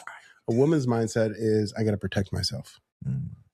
It's just different, which is perfectly, both are okay. Both are fine. And it is, everybody goes through different things. Everybody lives through different experiences, especially in the gym community. A lot of women feel targeted, especially based on what they wear now. But, regardless of that, it's, they feel like men are just only looking at their ass or your tits or whatever, looking at them, staring at them, because obviously there are some men out there that are creeps. Don't get me wrong. There are also women out there that are creeps, by the way. It goes both ways. It doesn't happen all the time, but it does go both ways. It goes both. but majority, yes, are men. But regardless, so when it comes to it, and I've met a lot of people when I've sat in front of people, they're intimidated by the gym because of that situation. They don't want to go into a situation where they feel like they have to protect themselves. And a lot of women feel like they have to protect themselves because of how men can be. See, that's tough for me. Yeah. This is where I'm going to jump in with you because you and I talk about this a lot. Yeah. That's why it's so tough for me to shoot a shot at the gym. Yes. You and I talk about it. Yep. It's a safe space, including for me. 100%. There's 2 or 3 girls at our gym right now that I would love to talk to, get some food with, have a drink with. Yes. But just because and some dudes might say, oh, he's just scared. I'm not, but I just understand the gym's a sanctuary and I never want to disrespect their sanctuary either. Of course. That's just my mental block. If we was anywhere else, all right, I'll shoot a shot. Okay, I fumbled once before, I ain't gonna lie. But anyways, I would shoot a shot. Yeah. It'd be like, hey, what's good? Let's kick it. Boom, boom, boom. Yeah. But the gym's that's why it's my kryptonite, Jay, because I don't think like, oh, they're going to think I'm a pervert. They got the ick. It's just, I understand you're here to work like I am, and I'm not thinking of you as less. Yeah.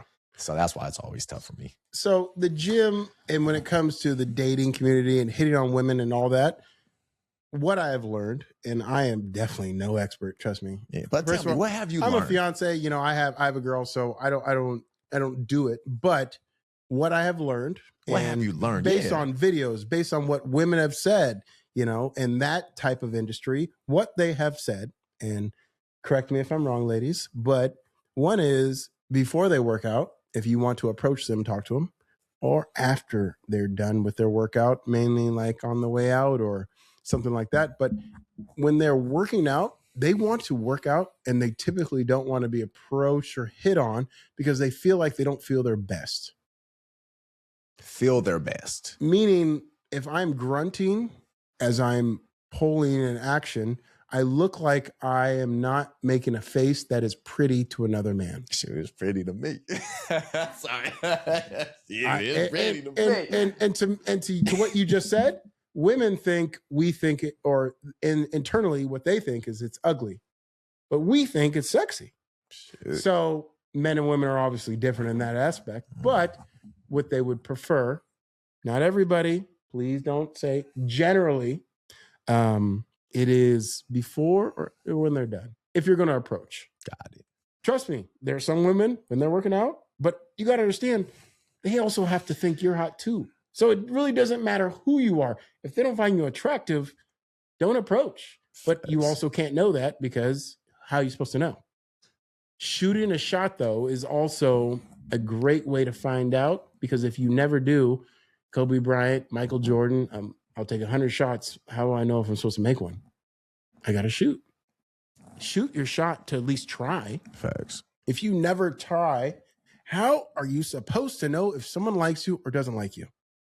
Women love it when they're approached. They do not love it when they're not approached. Just because you might be fugly or ugly. Yes, they might turn you down, and 99% or 70% of men get turned down every day. Don't get me wrong. But there is that one person who does like you for who you are. But you'll never know that because you got turned down 10 times, and that one person you didn't hit on does like you. There's a rule in sales. 1 out of 10 will always say no. You could be the hottest, perfect, best quality, even the most upright. You say everything perfect. They will say no. It doesn't matter who you are. Damn. Bill Gates, president, whatever. 1 out of 10 will also say yes. You could be a bum, a homeless guy, an ugly person. Doesn't matter. They will say yes. It's the in-between is what you need to work on. So, and in the rule of thumb in the dating world, that might be 1 out of 20 for some people. That might be 1 out of 10 for some people. 1 out of 5, 1 on 1, maybe king, out there. Regardless, there is a rule of thumb that if you don't try, you're never going to know. That's true. And you specifically, shoot, you have to try. And it is tough, don't get me wrong, to put yourself out there and try for something that may or may not succeed, may or may not last. It may blow up in your face. You might even get called ugly, stupid. Why are you talking to me? But you also might get, thank you for approaching me. I've actually been waiting for you to come talk to me. You also might get, thank you for asking me out. I haven't dated anybody and no one's ever approached me. But you were too in your own head thinking, she won't like me. She won't let me talk to her. I'm too ugly. I'm too less. I don't make enough money. I'm blah, blah, blah in your head. But you don't understand what somebody else might want because they might need you in their life without you knowing that. Not even know. Trying makes a world of difference to someone who never tries. And it is tough. Don't get me wrong. It is very tough to try. Okay. I'm not saying it's an easy thing. No.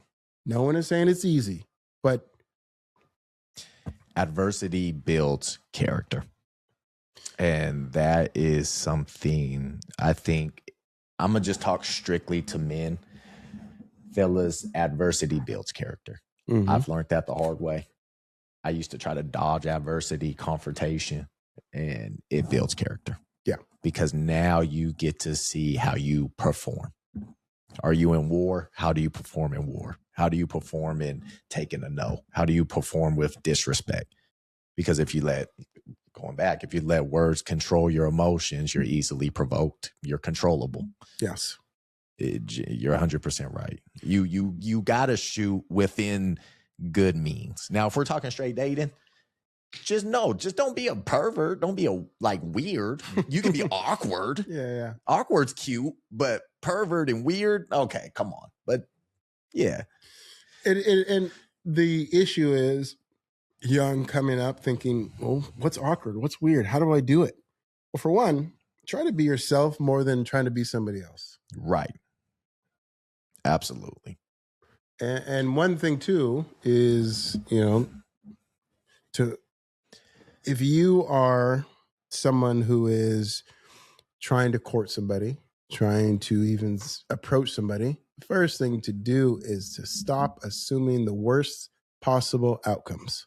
Man. Because that's Jay, you're doing it to yourself. You do it to yourself. Damn, Jay. I say that in a positive way. Stop assuming the worst possible outcomes and try to assume, well, what if she says yes? What if he, whoever you're talking to, likes me? What if they want to hang out with me? You put this wall in front of you, which a lot of people do. Don't get me wrong. I am a preacher of habit. Nothing that I say tonight that I already haven't experienced myself. I'm a man. I've done that myself. I've hit on women and they said no. I've hit on women, they said yes. Everybody is different in their own way, but also sometimes you shouldn't shoot outside your means. There's another aspect to this. Just because she's the hottest woman in the world doesn't mean she wants you. Sorry. Sometimes they just don't want you. No one's amazing. No one's ever amazing. But if you don't try, also, you don't know too. So there's two aspects to that, All right, I'm going to shoot for the 10. I better shoot for the 7 or 8. She shot me down. It happens, and I'm sorry. And I don't know how to tell people this without being rude. It's everybody's different. I'm sorry. Your face is different than what somebody else wants. No, this is why I trust you and respect you, because I know you won't ever sugarcoat or lie to me. I mean, if you want the truth, the idea of women is, first of all, if you are in the gym and you're working out and you're someone who is leading a group and you are the leader of that group, and people see that because you are in the gym. Also, notice you working out every day, being consistent. You have your own podcast. You're doing your own thing, and they are a trainer there. They notice things.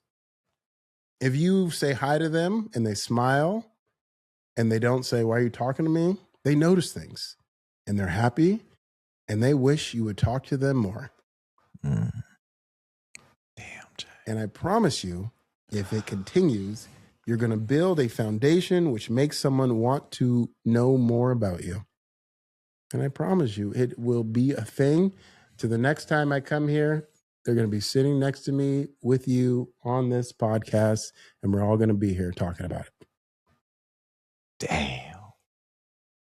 Mama, you hear that?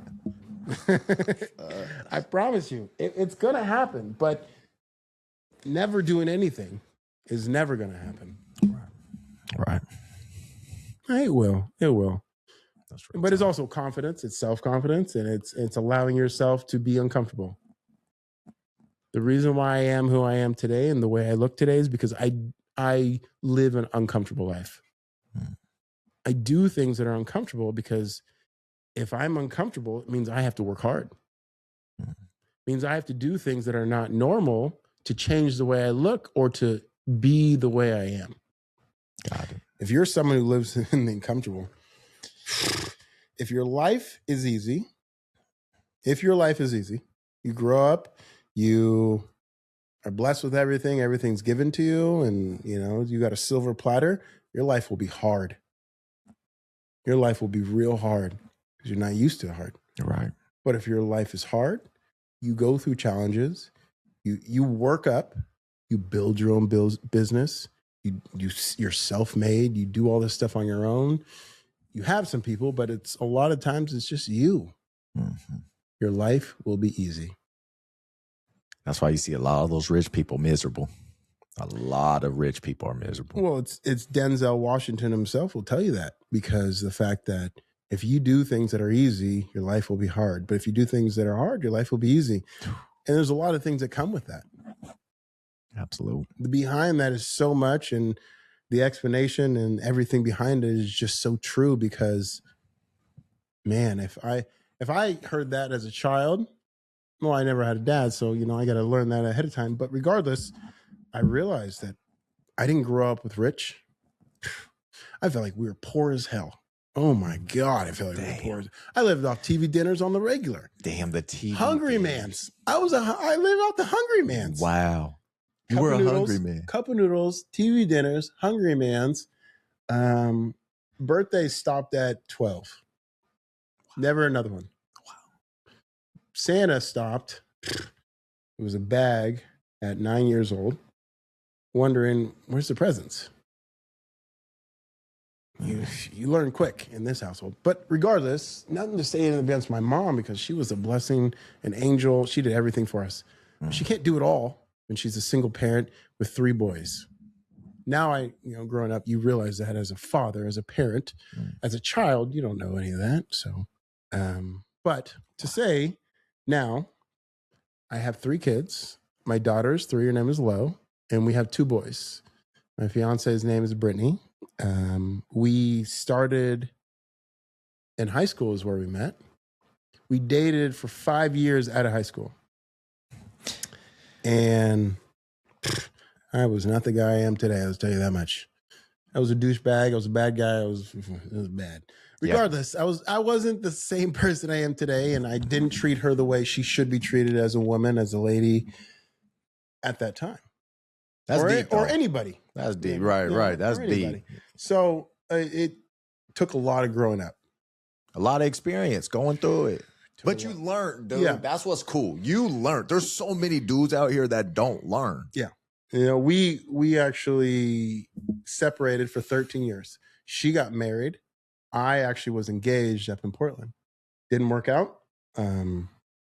She and I reconnected over online, and then I came down here. We talked. 13 years later, we are now engaged. Probably 14 years, I should say. 15 now. We're engaged after being together for like 3 years. We have a daughter who's 3 and 2 boys. Lo, Ryder, and Trip. Ryder is about to be 13, I should say. Shout out Ryder. He's in middle school. This kid is amazing. Loves fishing. Now is F1 racing. I want to say NASCAR, but I think it's more F1. But this kid he's good. Like he absorbs and he knows things and he learns fast. And then there's Trippy, the middle child. Now the middle child because of Lo. And he is such a creator. Like you give him, as a parent, we don't realize this, but as kids, they do. A box. Like he created a sword out of a moving box. He created a shield, and you could put that sword into the shield and hold it, and created it out of imagination. If you were doing a lightsaber, that's where you would put it. He draws. Because he's watching these videos on his phone and he's drawing. I mean, these kids are learning so fast, and it's amazing to see it because as a child, I love drawing. I went to the Indy 500. So experiencing it with them as kids is different as a kid. And I never had a dad to do that. I went shooting with them recently. And you know me and guns. I was going to say, how is that, owning your first gun? How you feel about that? Okay, I don't know if you want to know the truth. First things first, why do people have guns? Like, I don't understand. Well, you got one now. Get it together, okay? You don't need a gun. Not everybody is out to kill you. You're not different because you're gifted one day. You have one now. I'm just, okay. Right, true. I have one. Yes, yeah, true. But what I'm saying is, so I grew up very cushioned. Eugene, I'm sorry, Friendly Street is the name I lived in. Yes. You can't get any more easier than that. Anybody comes in there, sure, go ahead and try to steal something. First of all, we were poor. So go ahead and try to steal something. First things first, you got boys, and all we want to do is fight just for fun. So now you got no a one's weapon. coming in shooting the place up. We are not in the hood. No, Let's we're start not. there. No, we're not. I No. am not saying things don't happen. That's not what I'm saying. Springfield, maybe a little different back in the day, more gangs, more whatever, meth heads, whatever. Yeah, I'm sure things happened. But I grew up in Eugene, cushy. Went to Churchill High School, went to Jefferson Middle School, went to Adams Elementary, which are all blocks away just down the street. On a hill. On a hill. Church Hill. We used to be like, oh, they're on a hill. The point is, we did. the entire time I grew up, no guns were ever needed in a life that was not needed. I'm not saying a different part of life or a different world or a different street or a different community needed that, but I didn't grow up in a community where you need to look behind your shoulder because someone might kill you. But I've also lived in Indianapolis. I also understand life there. You do need a gun. But you understand life here is different. It's different in because Lane County. Indianapolis, so we stayed in an apartment complex, and then you go through a gate in the back, and then over, it's the hood. I lived through a drive-by. I was shot at. Got it. I know what gang life is like. I also know what cushy life is like. I'm not afraid to live in Eugene. I'm afraid to live in Indianapolis over there. That is a whole different world. I've also been to LA, and me and my brother Charlie, we were a dog because we were staying at this place, and we were in the hood. But we didn't know we were in the hood until we took our bikes, walked around.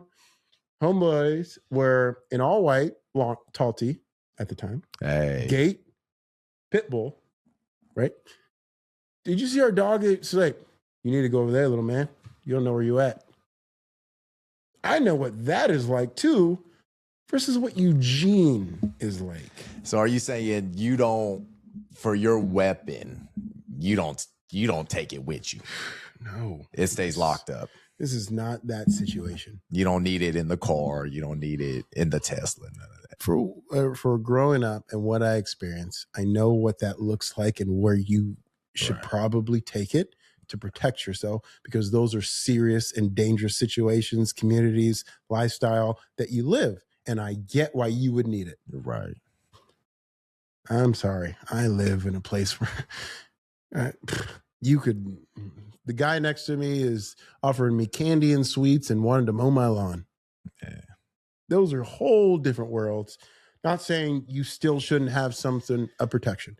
Even the kids, the boys, are telling me, Jamie, now you have a gun, now you're a man. These boys told me this straight to my face. Okay? My fiance's dad bought me the gun. No, wholeheartedly. I praise it. I appreciate it. I love it. I have it for protection. Will I ever use it? I do not ever think. Not here. Don't say that it won't happen, because you are different than me. Okay. But in where we live, no. I mean, what I told you on the phone the other day, I don't go to the movies and carry a gun. I just don't take my gun. I'm licensed. You go to a Batman movie, you might need to. You talking about 2012? For real. I know there's that argument. I'd rather have it and not need it than need it and not have it. 100%. And that's why I said everybody's different. I'm not saying anything about anybody else. But for you personally, yeah, just because that energy, I feel you. I don't really carry it. Damn, I don't really. Yeah, I carry it, y'all. But no, I don't carry it. My fiance's dad carries it everywhere he goes. And see, there are people who don't, people who do. I just feel it brings that energy.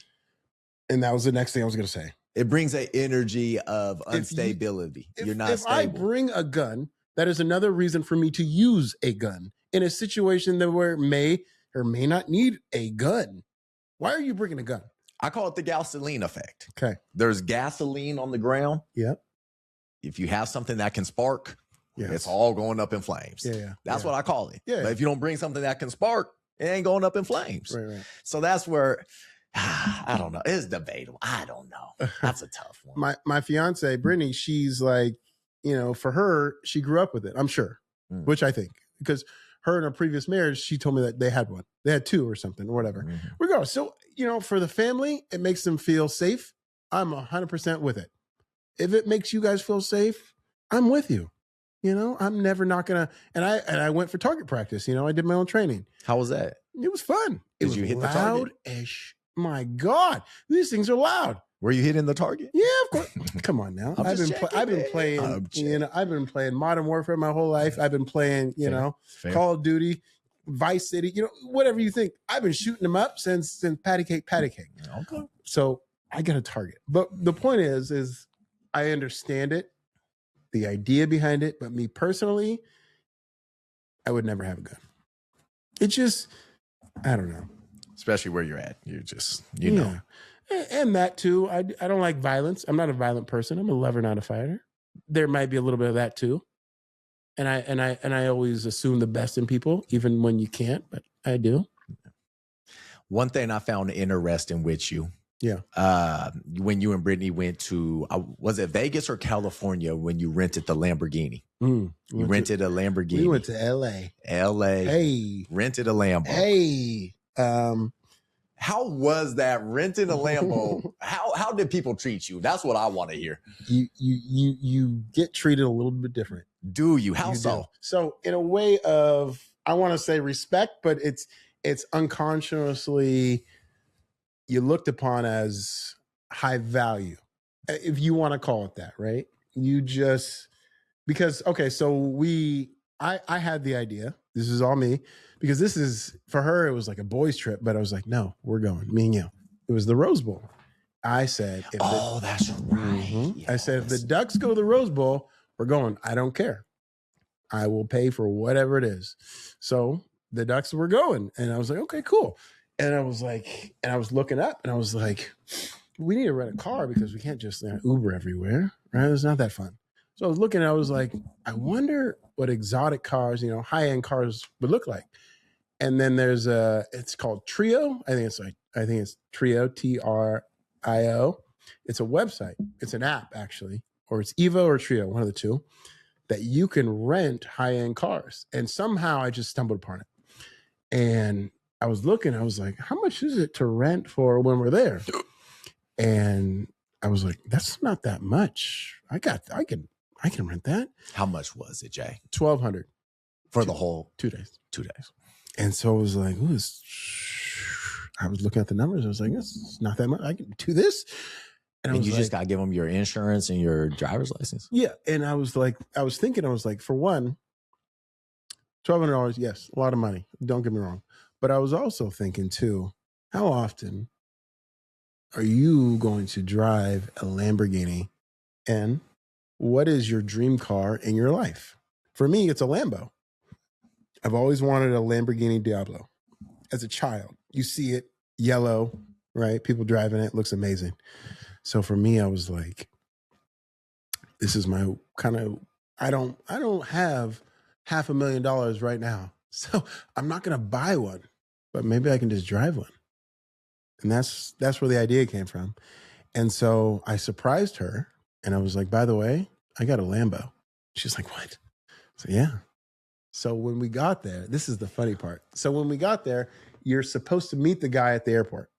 He's supposed to drive up, pick you up, and then leave the Lambo for you, right? And because it's only a 2-seater. He goes, no, can you guys meet me at this place? So I was like, all right, whatever. We have luggage. So we get an Uber. We go to meet him. We wait a minute, like, I don't know, I want to say 20 minutes waiting for this guy. Wow. Pulls up. I'm starstruck. All white, because I wanted white, red interior, black and red interior. I was like, oh my goodness. The moment he pulled up, the waiting, the plane ride, the anticipation went out the window. I was like, this is mine? I get to drive this? It's just, you don't think about anything else but that. How did it feel behind the wheel where you just... At first, it felt good before we got in the car. We had luggage. A Lamborghini luggage does not... there is no space. So, and we had luggage. So Brittany held 2 suitcases. Damn. If I have a picture on my phone here. She's sitting one right here, and it's an open top. Right? It's a convertible. She has maybe this much space where I can see her face, and she's holding up.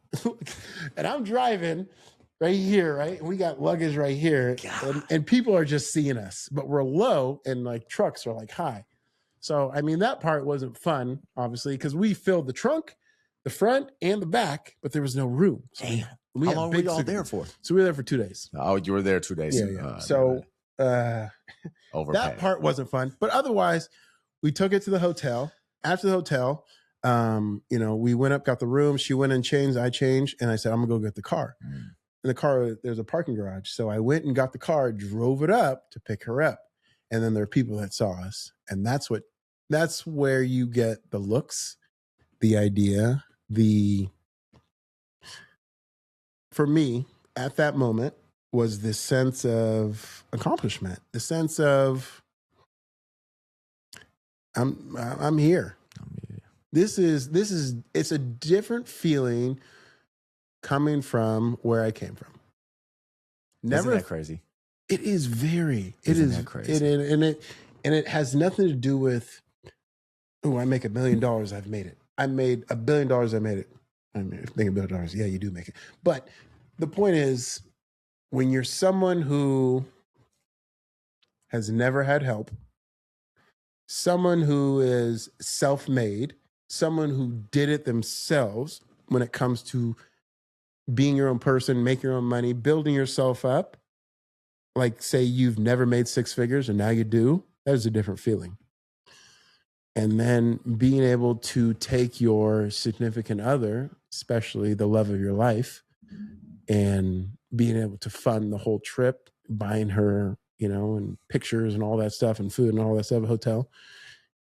It's a sense of accomplishment, but it's also a sense of reflect that you have come so far and you should be proud of the person that you've become. Absolute. And I bet you were having convos that you just didn't think you'd be having. Ever. And you sometimes you have them with yourself. Mm-hmm. When I was because we got a chance to obviously just drive around in it, and people looked at us and they just go, "Nice car." Mm-hmm.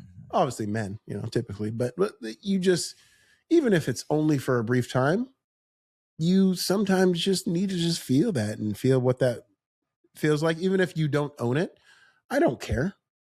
I don't own a Bugatti. Man. I don't own a Ferrari. You also don't drive those every day too. You don't own the resort you stay at. Exactly. People don't. But just going there and experiencing it and loving it, it's called an experience. That part. 100% of people go to Mexico. 100%, not today, but 100% of people have gone to resorts. You know what I mean? Go to these places and experience life, and they love it. Some people don't own everything they go experience. So a Lambo was and to that, afterwards, we went to the Rose Bowl. Unfortunately, they lost horribly, Jesus. But I've never been to the Rose Bowl. Mm-hmm. I've never driven a Lambo.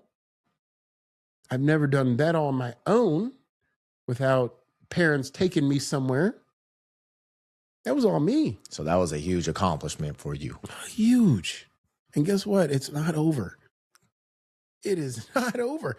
And now I can wipe that off the bucket list and say, what's next?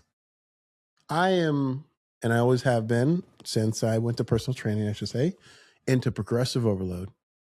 Always doing better than you did the time before. 1% better each day, Jay.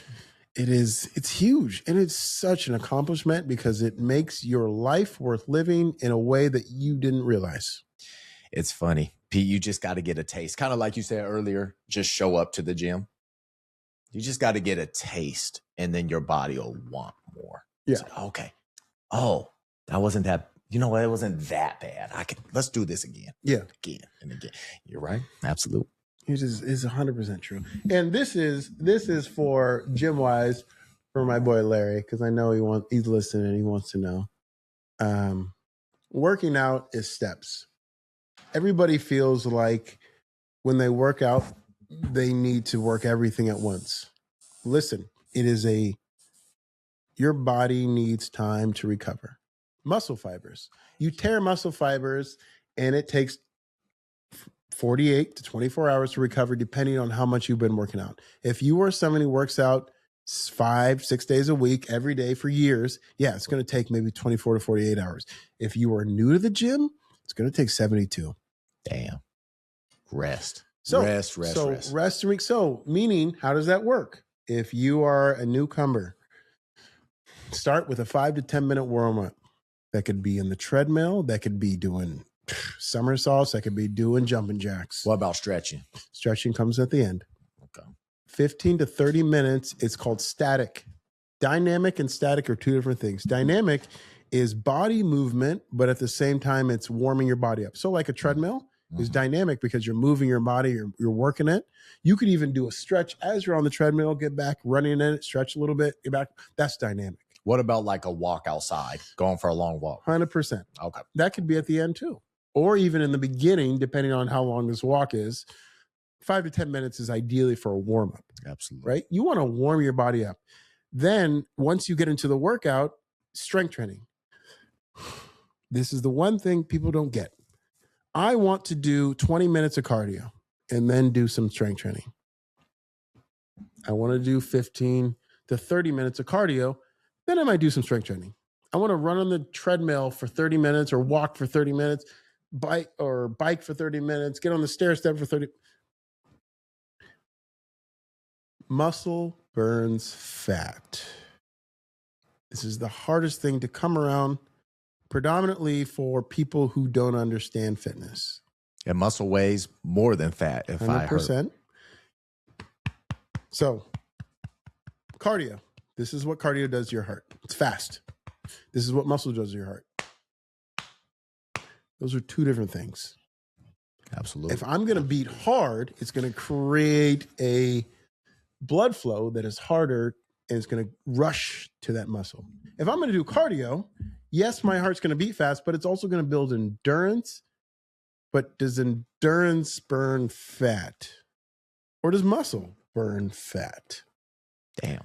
If I am someone who wants to lose weight and build muscle and feel better, I would do two things. One, I would do a 5 to 10 minute warm up before every workout. Two, I would work out for 30, 55 minutes a day. But that is strength training. And I wouldn't do the same thing every day. I would do upper body one day and core. I would do lower body, okay? I would do back because back is a muscle group, not just back and buys or back and chest. You got to understand, when you are working out, okay, if I am pushing, doing bench press, I'm working my arms and my chest.